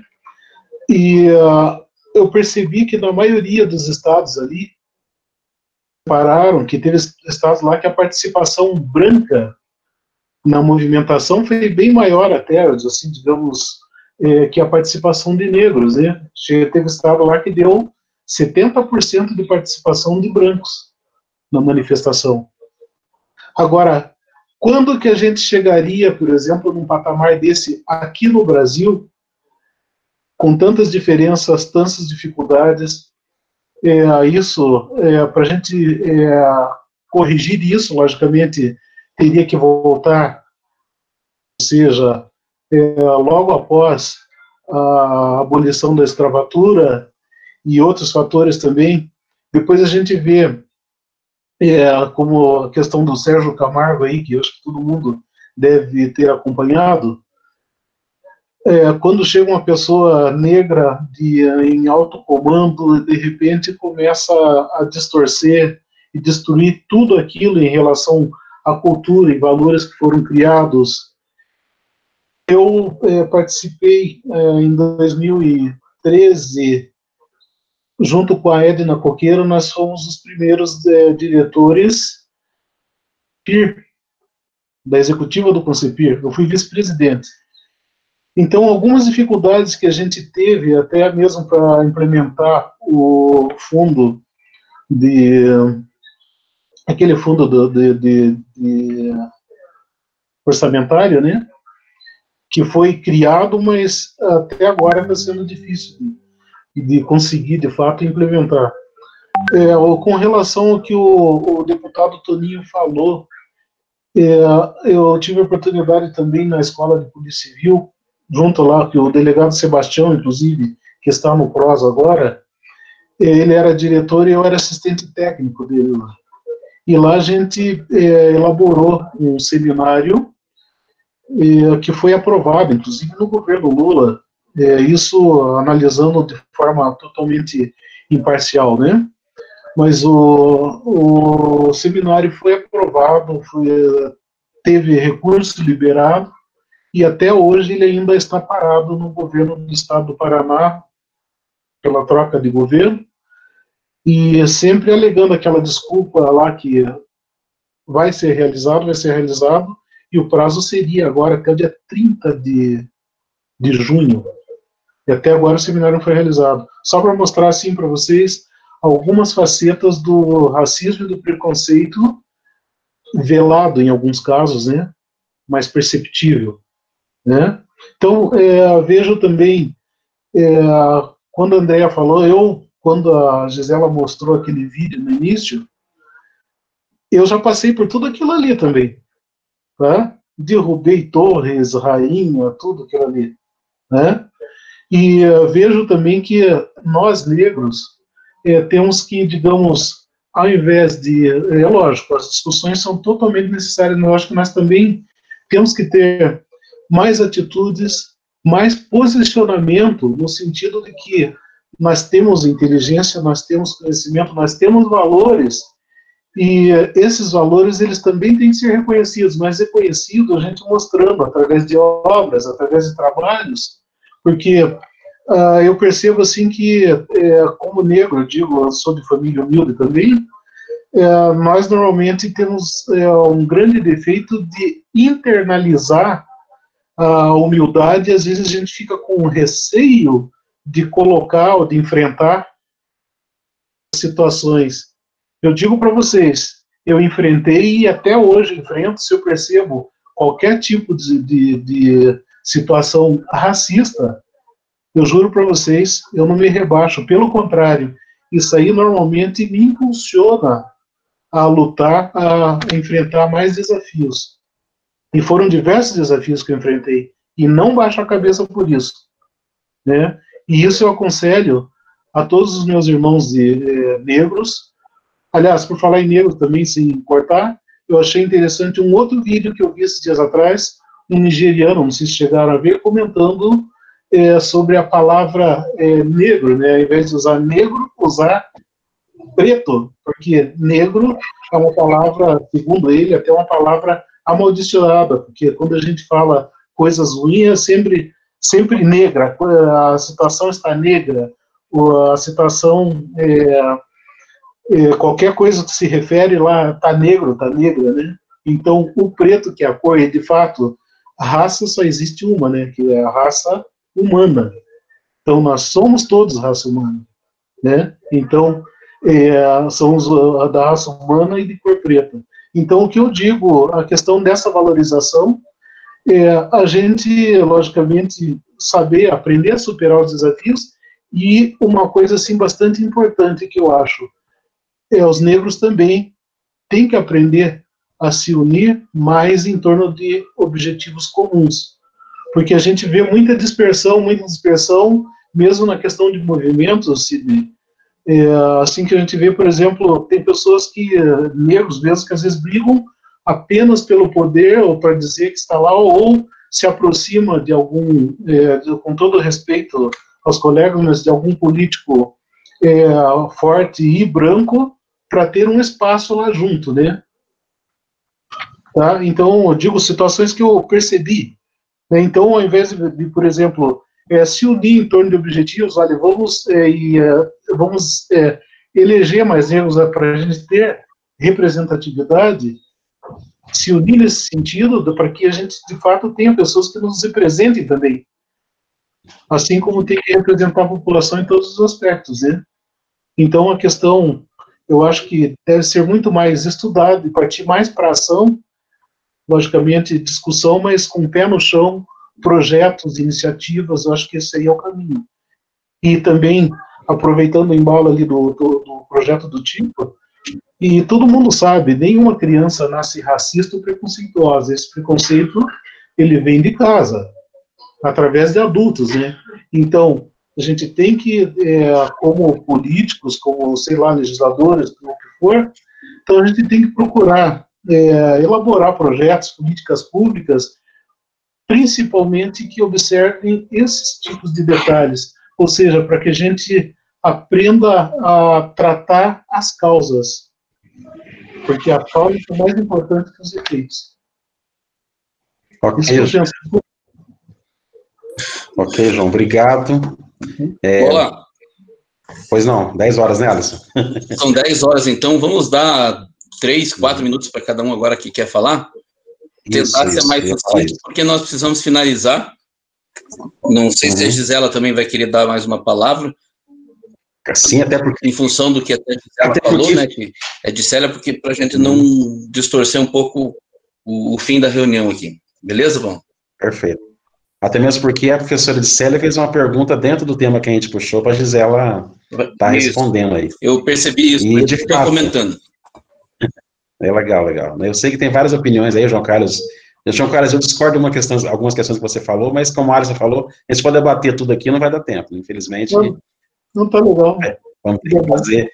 Mas só para pincelar o seguinte, né? O negro não é desunido. Porque se ele fosse desunido, João Carlos, eu e você não estaríamos aqui, né? Esse país já teve projeto de acabar com a raça negra, né? E isso não aconteceu. Então, a prova da nossa resistência, da nossa união, está em eu, você e muitos negros estar vivos. Mas esse debate é para outra hora. Angélica, é a próxima. Concordo. Oi, boa noite, eu sou a Angélica, eu sou candidata a vereadora aqui de Tambaracá, e eu fiquei muito triste com o fato que aconteceu essa semana passada. O racismo nos Estados Unidos, só em São Paulo, muito pelo contrário, aqui na nossa pequena cidade. Muitos caras aqui buscam limão, buscam alguma coisa para vender, não importa que é para usar droga, para que seja. O cara parou na porta da minha casa, o cara bem branco, com um Gol prata, com o outro, um cara preto, com orgulho da nossa cor. Aí o cara tava bêbado, a mulher separou, não faz isso, ele é filha da puta, você é um filho, falando coisas horríveis. E o que mais me doeu em mim foi ele falar, você é um macaca ladrão. Além dele ter falado essa palavra que me magoou muito, aqui em Itamaracá, nessa cidade pequenininha. O cara foi embora, ele foi atrás e deu 4 facadas, hoje o cara tá no UTI. Pra vocês terem uma ideia. Agora o cara, por ser moreno, né, levou o nome de macaco por causa de limão, levou 4 facadas e o cara ainda xingou, você é macaco, você é um preto ordinário. Então isso é muito triste. E eu peço, Sotoninho, eu tenho fé em Deus, que eu tô firme, tô forte, igual eu falo, eu já entrei no fogo 3 vezes para tirar pessoas que não era nem da minha família, porque o que eu posso fazer para os outros eu faço. Já fui muito comentada aqui na cidade, porque o que eu posso fazer eu faço. E eu tenho fé que eu vou entrar dentro daquela prefeitura, vou ocupar uma cadeira daquela, e vou mostrar para muitos que preto também tem valor. E desde já, Sotoninho, muitos falam em projeto, que vai trazer um serviço para Itambaracá, que vai fazer isso e aquilo. Eu fiz 41 anos, segunda-feira, e até hoje eu não vi serviço nenhum aqui na cidade. E eu tenho fé em Deus que eu vou conseguir um trabalho para o pessoal aqui em Itambaracá trabalhar, para não ser preciso aguentar a humilhação de você levar o nome de macaco e levar 4 facadas por causa de limão. É só isso, eu quero agradecer. É a primeira vez que eu estou participando dessa reunião e eu falo para qualquer um. Aqui é sangue de negão na veia. E eu estou disposta a enfrentar qualquer coisa e encarar qualquer coisa que vem pela frente. Que Deus abençoe a todos, é um prazer. Amém. Pretendo participar de várias reuniões que tiver, porque eu gosto de falar, não tenho medo de falar. Igual a minha afinada avó, que era negra, foi pegada filha de índio, era uma mistura. Ela sempre falava que a gente nunca deve ter medo da verdade. E sempre tem que lutar pelo próximo.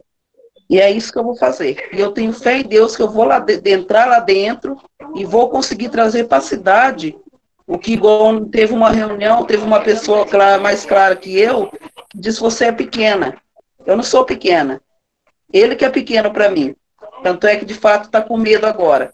E vamos deixar o que Deus tem de preparar e eu vou conseguir o que muitos brancos que entrou ali dentro não conseguiu. E vou honrar aquele coitado que está no hospital também, que levou o nome de macaco. Eu só quero agradecer e deixar bem claro que o racismo não está só em cidade grande, não. Está aqui nessa cidade pequena também.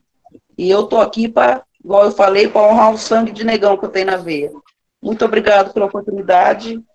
Eu agradeço a todos. E assim como eu já tive a oportunidade de estar com o Sotoninho, que a Simone me apresentou, se Deus quiser, vou conhecer a todos, porque eu não pretendo parar por aí, não. Eu quero subir o quanto Deus me permitir, eu vou estar subindo. E um dia nós vamos se conhecer, todos nós pessoalmente. Se Deus quiser, muito obrigado. pela oportunidade que vocês estão me dando. Amém. For possível. Tem só a fila que tem, mas é bom pedir para a Gisela responder, né, Bola? Para não vai ficar muito verdade. longe. Perfeito, perfeito. Obrigado, Angélica, pela fala. Parabéns pela luta aí, tamo junto, tá? Gisela, acho que pode falar, depois a gente continua aqui. Sim, na verdade, com relação à fala da professora Edicélia, o que eu concordo com ela, né, ela faz uma afirmação e ao mesmo tempo uma pergunta, que a legislação que hoje nós temos, ela é muito boa, ela é resultado de muita luta, e nós precisamos fazer com que elas sejam implantadas, né? A própria mudança, né, quando nós falamos aqui, nós tivemos falas aqui da Andréia, por exemplo, quando ela falou do negro se reconhecer como negro, se valorizar como negro, né? Nós temos o João aqui falando que ninguém nasce racista, aprende a ser racista. Quer dizer, se nós temos nas salas de aulas, por exemplo, aplicando as mudanças que nós conseguimos obter na LDB, né, isso, na verdade, é o quê?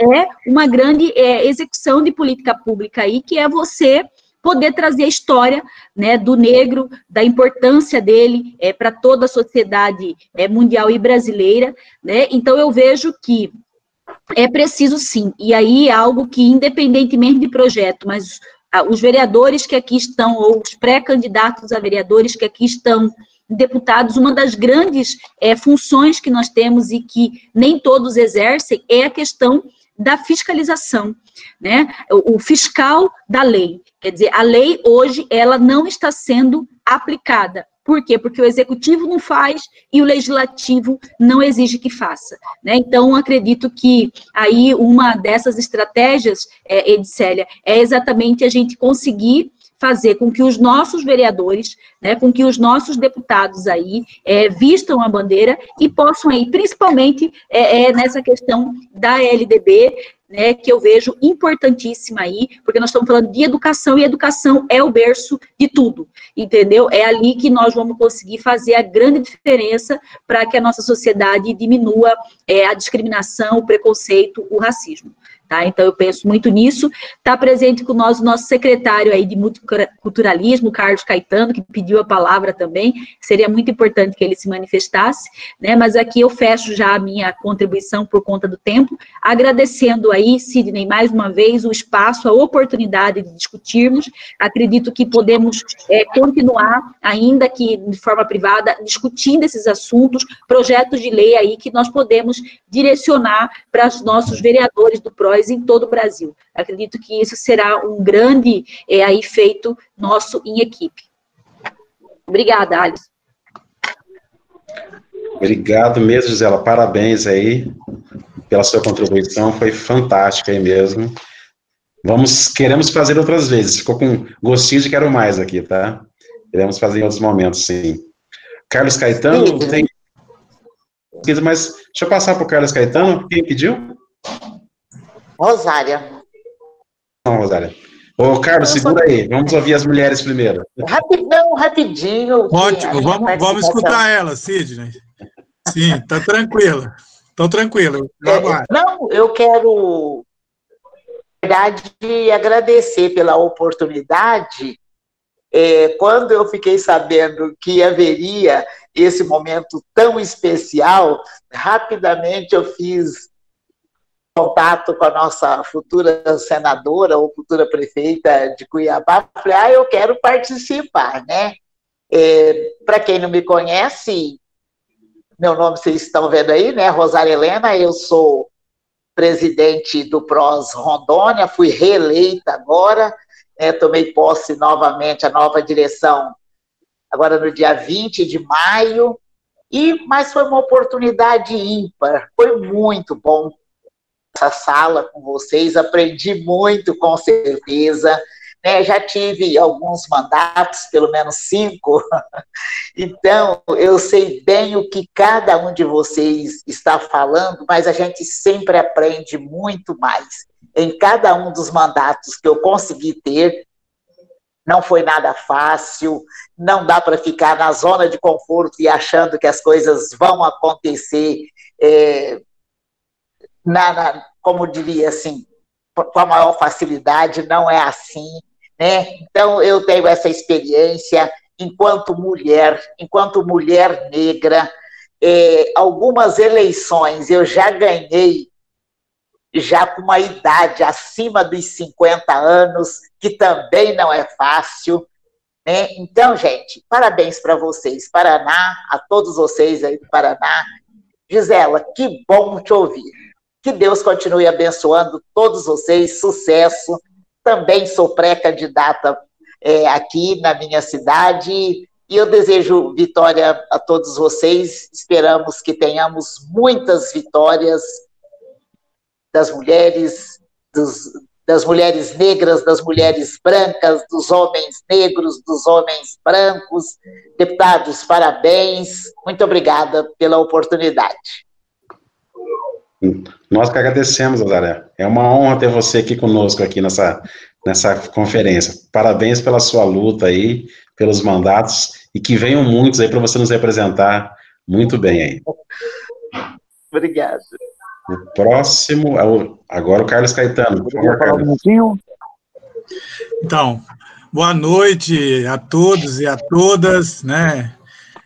Mais uma vez eu quero parabenizar o PROS Nacional, o PROS Paraná pela aí nessa discussão, e também dizer da minha felicidade de estar aqui participando do PROS Cuiabá, né, ao lado aqui da Gisela Simona, que foi uma das primeiras advogadas aqui a fazer as defesas na área do racismo, quando do projeto do SOS Racismo, aqui em Mato Grosso, a oportunidade que eu tive de atuar junto com ela.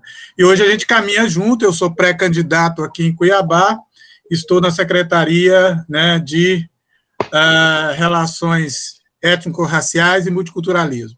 O que eu quero trazer é uma questão que vem dentro daquilo que foi colocado na exposição, mas que eu acho que é importante para nós pensarmos no nível nacional, em função do discorrer do tempo.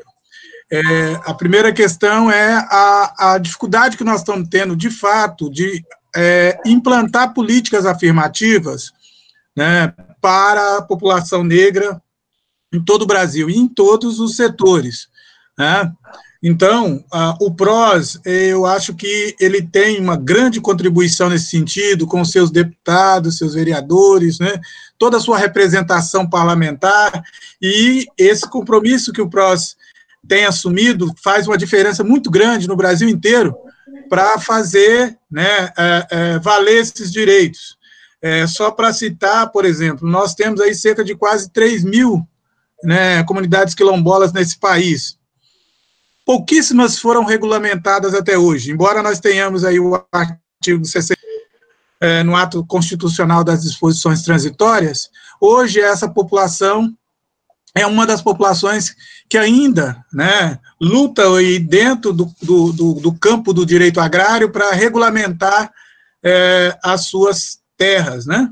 Apesar de nós termos também uma DPF 186, e nós não conseguimos avançar, muitas vezes, dentro das universidades, para garantir a manutenção de alunos negros nas universidades públicas, né? Quando houve agora os cortes, as primeiras bolsas que nós perdemos nas universidades públicas federais foram as bolsas, né, de cotas, né, bolsas de políticas afirmativas.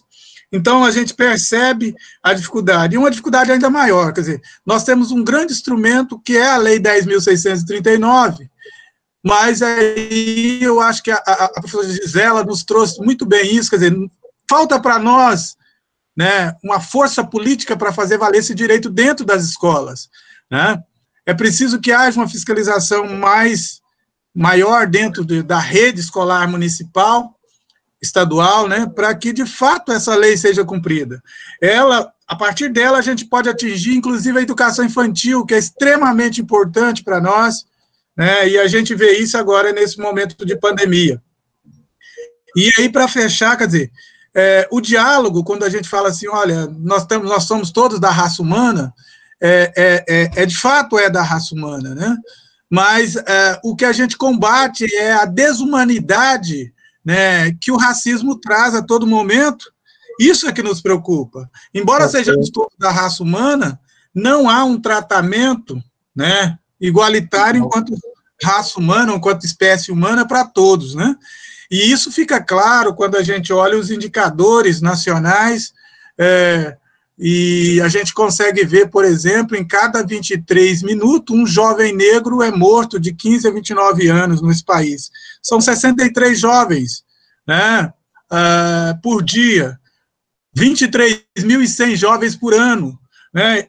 Essa é uma cifra muito alta, né? E nós estamos falando de uma coisa que está aí colocada no cotidiano nosso, e eu acho que o PROS, enquanto um partido, né, de centro, que tem um debate, tem uma seriedade muito grande frente às políticas, pode protagonizar o fortalecimento dessas políticas, né, no Brasil, e aqui, né, a gente está tendo essa oportunidade com a Gisela de encaminhar em Cuiabá esse processo, esse projeto, e eu quero aqui, né, parabenizar o PROS, né, sobretudo por estar levando essa bandeira, né, e dizer da minha felicidade de estar participando com vocês dessa construção, porque não é fácil para os partidos, quer dizer, no discurso, muitos dos partidos dizem que fazem lutas.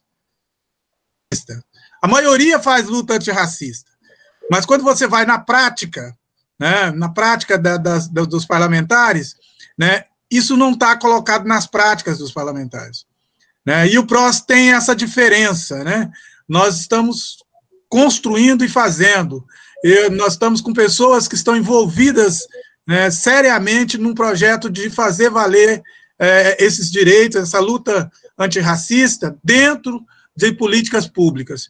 Então, eu parabenizo, né, a iniciativa do PROS, que é também a nossa iniciativa aqui, enquanto um dos pré-candidatos, né, desse partido, mas, assim, com muita felicidade, eu não poderia deixar de externar aqui, né, a alegria que eu sinto de estar podendo participar desse debate no nível nacional dentro de um partido. Eu já militei em outros partidos e ainda não tive a oportunidade de ver um partido fazer as reuniões, partido político fazer as reuniões de maneira tão ampla, discutindo essa matéria, né, e trazendo isso para o cenário nacional de maneira tão séria como a gente está vendo aqui. Então, parabéns a todos. Eu quero aqui também parabenizar a fala, né, da Gisela. Eu sou suspeito porque eu sou uma das pessoas que admiro muito o trabalho e me envolvi, né, dentro da conjuntura.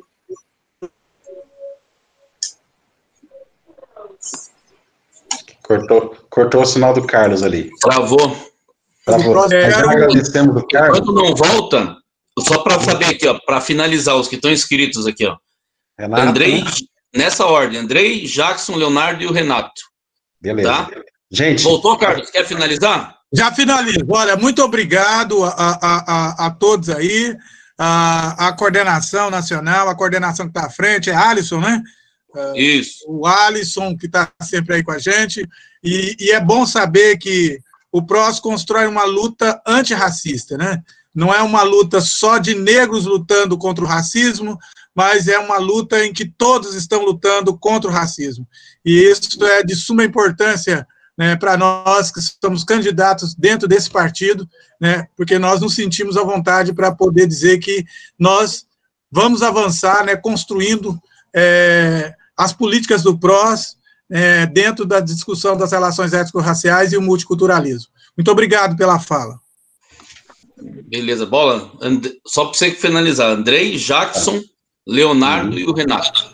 Alisson, deixa só me despedir, que tinha acabado a bateria do meu telefone, e eu ainda tenho que gravar 2 mensagens, que o Sete me incumbiu, então só quero dar Não vou ligar para te atrapalhar na hora, tá? Não vou ligar na hora para te atrapalhar. O Giovanni faz comigo isso sempre. Eu vou gravar, o Giovanni liga. Ele está online, por isso que eu estou falando. Tá bom, um abraço. Importante a gente poder conversar assim, num nível que todos nós devíamos ter, né? De uma relação de amizade, de companheirismo, de aquilo que o PROS representa, né? Como eu sempre tenho falado, a política ela deve ser para construir relacionamentos, né? e é para isso que nós vamos continuar com o PROS, agora no comando do Alisson aqui no Paraná. As coisas estão andando bem, tem muita gente parabenizando pela condução, e eu sabia que quando o Alisson assumisse, eu tenho certeza que é assim, né? Os jovens sempre trabalham mais, tem coisas diferentes. Nós que já estamos velhos, né? Nós temos que ir passando bastão. Mas parabéns, Alisson, pelo trabalho, parabéns, Cid, e parabéns a todos, né? Pelas mulheres, né, que estão sempre ajudando, tá? Uma boa noite a vocês, e amanhã, 8 horas, eu já tenho reunião, tá bom? Vocês não saindo do assunto, deputado, acho que só tira dúvida, porque a dúvida de todos aqui, e teve até fake news que já tinha mudado ou não, mas tenta ser mais breve. Como que está a discussão da mudança do dia da eleição aqui? Que acho que é uma pergunta que todos querem saber. A reunião de liderança ficou praticamente acertado, que é 15 de novembro o primeiro turno e 29 o segundo turno. Mas essa vai ainda passar por uma PEC, né? Mas assim, dentro de um consenso maior que se chegou foi essas duas datas, tá? 15 de novembro e 29 de novembro. Mas é importante né? Mas é importante que todos saibam, acho, até para fazer quem precisa descompatibilizar, o prazo não vai mudar, mesmo que a eleição mude, agora no final de junho todos têm que sair. Então, não ache que vai poder ficar mais se mudar a eleição. O prazo começou a correr há 3 meses atrás, e agora vai ser o último prazo, que é 3 meses. Existe algumas lideranças que, se aprovar até 30 de junho, se realmente aprovar e for sancionado a PEC até 30 de junho, ela pode prever uma mudança, mas não dá para correr o risco, tá? Mas daí quem já saiu há 6 meses do pleito, há 4 meses, não vai mudar por causa disso. É isso que eu estou falando, mas o que eu quero dizer é que, na minha opinião, 1 mês a mais, 1 mês a menos, saia já, vai trabalhar, vai para a campanha e vamos ganhar a eleição, tá bom? Um abraço para vocês e continuamos trabalhando sempre. Amanhã, 8h30 da manhã, já tem a primeira reunião virtual, tá? Um abraço para vocês. Um abraço. Boa noite, obrigado, deputado. Agora o Andrei que está com a palavra. Andrei, o Leonardo retirou a palavra, que já falaram que ele iria falar, então é o Andrei e o Renato. Pode falar. Boa noite a todos, como vocês estão? Tranquilo? Beleza? Todo mundo me ouvindo tranquilo aí? Legal? Gisela, queria te parabenizar, foi muito legal, foi muito esclarecedor também. Alguns pontos que eu ia colocar, o pessoal já vai colocando também, então a gente vai sintetizando, né? Só para a gente ter mais ou menos uma ideia, hoje aí, no Brasil, entre negros e pardos, nós somos 56,2%, nós somos a maioria hoje no país. Então, a gente precisa também valorizar essa maioria. A gente fala muito em questão de políticas públicas que a gente precisa ter, né? Que a gente depende de outros políticos, a gente precisa depende de pessoas que já estão lá, que não nos fazem, né? E isso é uma diferença que a gente vê dentro do PROS, que o PROS nos dá igualdade, nos dá a oportunidade de nos expressar todo mundo da mesma forma, igualmente.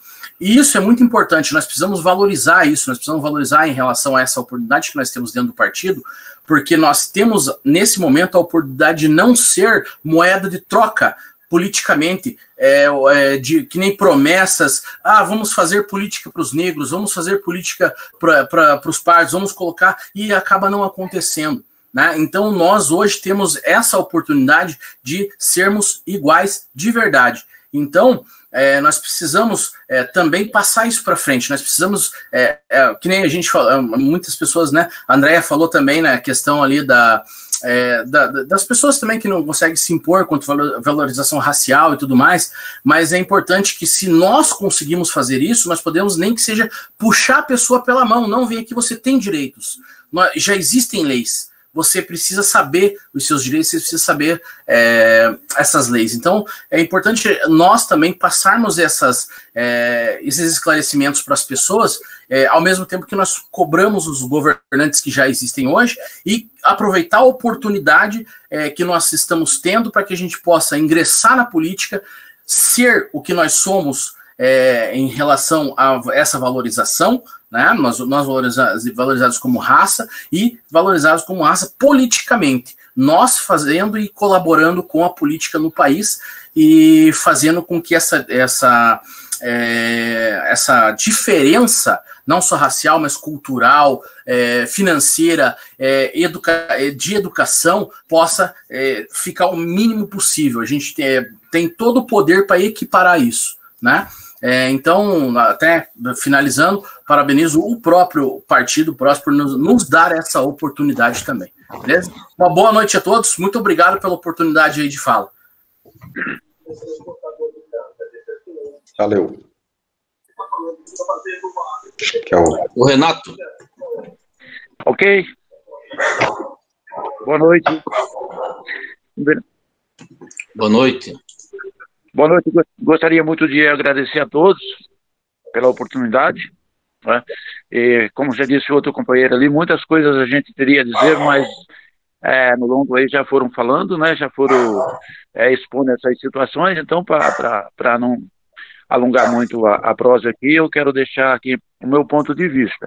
Eu penso assim que o racismo e a desigualdade social, elas caminham muito junto, tem muito em comum, sabe? Porque quando se vai, principalmente, como aquela senhora falou lá, levar uma criança, se for de cor negra, se for índio, ou qualquer outra raça, sempre existe essa discriminação. Então, eu acho assim que a própria lei deveria banir esse lado, porque se é brasileiro, se somos brasileiros, somos todos iguais perante a lei. Então, não deveria existir isso, porque é índio, porque é negro, ou porque é polaco, ou japonês, ou coisa outra. Então, eu acho que já há uma falha na lei, no meu ponto de vista, me perdoe se eu estiver errado, mas já deveria ser assim. A escola é para todos. Aí não poderia ter essa discriminação, essa diferença, né? Então, acho que o PROS deve começar a trabalhar nesse lado aí, porque eu acho que isso aí é uma forma, assim, eu não concordo por chegar uma criança negra lá na escola falar que só entre 10 só vai poder entrar 1 ou 2.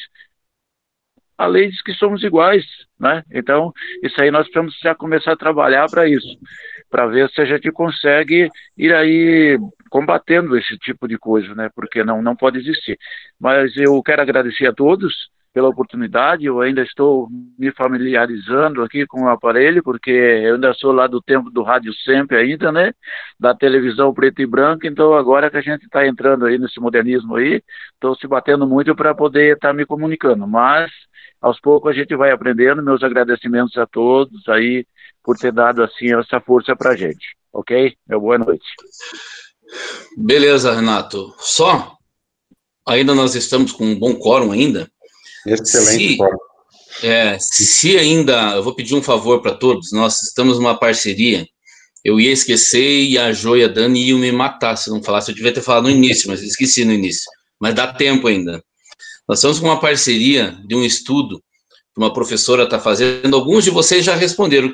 O que já responderam pode ignorar. Mas eu peço que a Dani já coloque no chat ali. Se você ainda não respondeu, você nos ajudaria, porque nós estamos fazendo um estudo com a professora, me ajuda, e fugiu, ela deu curso para nós segunda-feira. Débora Tomé e Malu Gato. Elas estão fazendo um estudo sobre o coronavírus, a questão eleitoral, o momento que estamos vivendo. E nós precisamos mais 20 pessoas que respondam, filiadas ao PROS, não precisa ser candidatos, que respondem esse questionário. Nós não sabemos quem já respondeu, porque o questionário é anônimo. Eles não têm os nomes das pessoas. Mas a gente pede para aquele que não respondeu ainda, se puder, vai demorar uns 6 minutos para responder. E você vai nos ajudar a ter um diagnóstico daquilo que os filiados do PROS pensam dessa conjuntura, da eleição, como vai ser depois. Eu já respondi, por isso eu sei. Como vai ser depois desse período de pandemia. Então, é esse entendimento que nós vamos ter, o pensamento que os filiados do PROS têm. E já tem muitas pessoas que responderam, falta 20. Então, aqui tem 33, se tem 20 que não respondeu, se responder, nós já fechamos a cota, eles vão poder ter um estudo. Isso tem que ser até sexta-feira. É um estudo da London College, lá em Londres, eles vão ter um estudo sobre os filiados do PROS. Então, até a Gisela, o Carlos Alberto, se puderem passar para os filiados do PROS do Mato Grosso, também podem estar respondendo, porque é uma questão dos filiados do PROS, uma parceria que nós estamos fazendo, e depois elas vão dar esse estudo para nós sabermos como nós pensamos. Lá diz, você acha que o PROS é de centro, de direita, de esquerda? Como que você vê o PROS? Então, tem várias coisas que eles colocam e nós vamos saber como que nós nos vemos, né?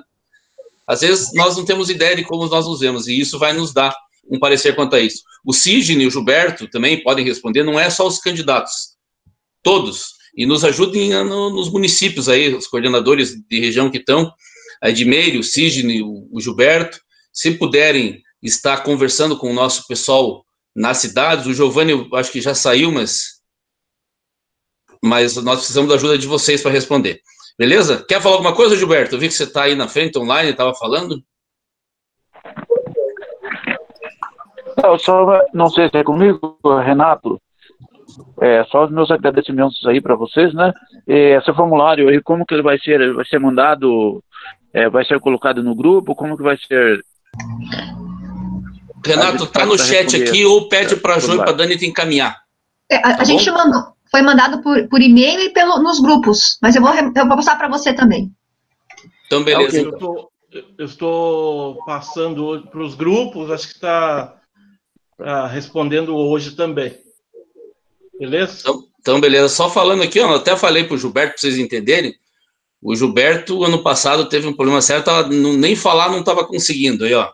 Hoje está aí firme, podemos ouvir, então eu queria ouvir tua voz para ver com alegria a tua evolução aí, Gilberto. Teve um AVC sério, né, Gilberto? É verdade, estou trabalhando para ficar melhor. Obrigado por PROS, por vocês estarem juntos, né? E acho que isso é importante nesses momentos difíceis, mas eu estou na luta, muito forte. Obrigado. Opa! Forte demais, né, Sidney, viu? Que alegria ver o Gilberto falando, meu Deus, muito bom, bom demais. Na campanha vai poder pedir voto, amigo. Beleza, gente? Acho que já passou das 10h30 aí. 10h30, agradecer a todos, né, Sidney? Vou deixar para você finalizar. Agradecer a Gisela pela disposição, são mais de 2 horas aí conosco, firme. A todos eles que estão juntos, ao Carlos Alberto também, que é do Mato Grosso, a outra senhora que falou, que eu não lembro o nome, que já foi vereadora várias vezes, só dá para ver a alegria dela, só dela falar, né? Ela transmite alegria para as pessoas. Então, eu acho que todos saem, cada reunião que nós fazemos, nós saímos um pouco diferente, pensando alguma coisa diferente. Acho que isso engrandece a todos. Então, obrigado pela participação de todos, e vou deixar para o Sidney e para as meninas finalizarem a reunião. Obrigado, presidente, mesmo por essa oportunidade. Queria agradecer aqui muito a Gisela, lá do Mato Grosso, que, aliás, já arrumou até uns votinhos aqui, Alisson. A Lu Martins falou que tem parente lá em Cuiabá e já vai votar para ajudar ela na campanha lá. Tá vendo que os mundos vão se unindo, isso é importante. A dona Rosária também, um agradecimento muito especial. Em nome delas aí, eu agradeço a todas as mulheres presentes aqui, a Edicélia também. Aos coordenadores regionais aí, Gilberto, a Edmeire, que acompanhou aí, tava o Giovanni também. Até agradecimento aqui pro pessoal do norte, mais próximo a mim aqui, estava a Elisângela acompanhando aqui também. Obrigado a ela. E a todos e todas que participaram aí, é fundamental, como a gente consegue enriquecer e crescer com esse debate, né? É assim que a gente vai conseguir combater o racismo, melhorar a sociedade, deixar ela mais justa, né? E é importante. O Alisson falou agora com relação a ver o microfone de alguém. Com relação à pesquisa, gente, eu faço mestrado agora também, o pessoal sabe aí, e eu acabei de ler uma informação para vocês que é muito boa, né? Eu acabei de ler agora, essa semana, segunda-feira, uma tese de doutorado de um professor aqui da UEL de Londrina. Ele é um dos professores que implementou as cotas aqui na UEL, né, lá em 2003. Ele pegou um estudo de 2003 até agora, ou seja, são 17 anos de uma política de inclusão para negros, né? E, resumindo tudo que ele fez, deu certo. Então, muitas vezes a gente tem dúvida com relação a ocupar um espaço, a criar a oportunidade. E a palavra é essa, para vocês entenderem. A hora que você dá a oportunidade, a pessoa cresce. E é essa que eu acho que é a grande luta com relação ao povo negro. é criar mais oportunidade, né? As pessoas negras que se adentram à educação, seja ela no ensino fundamental, seja ela no ensino inicial, seja ela na faculdade, ela aproveita isso daí. Então, nós temos que ter essa luta, né? Quem quiser, eu mando, inclusive, essa pesquisa para ler e entender o que é isso, porque não dá tempo da gente ficar explicando isso aqui neste momento. Vale um dia a gente debater o que é cotas raciais, né? Para vocês entenderem o que isso faz a inclusão na sociedade. O mais obrigado mesmo, obrigado também especial para a Dani e para a Jo, que nos dá essa assistência fantástica para a gente aí. E até a próxima. Deus abençoe a todos nós aí, que consigamos fazer uma sociedade melhor. Abraço a todos e todas. PROS, Partido Republicano da Ordem Social.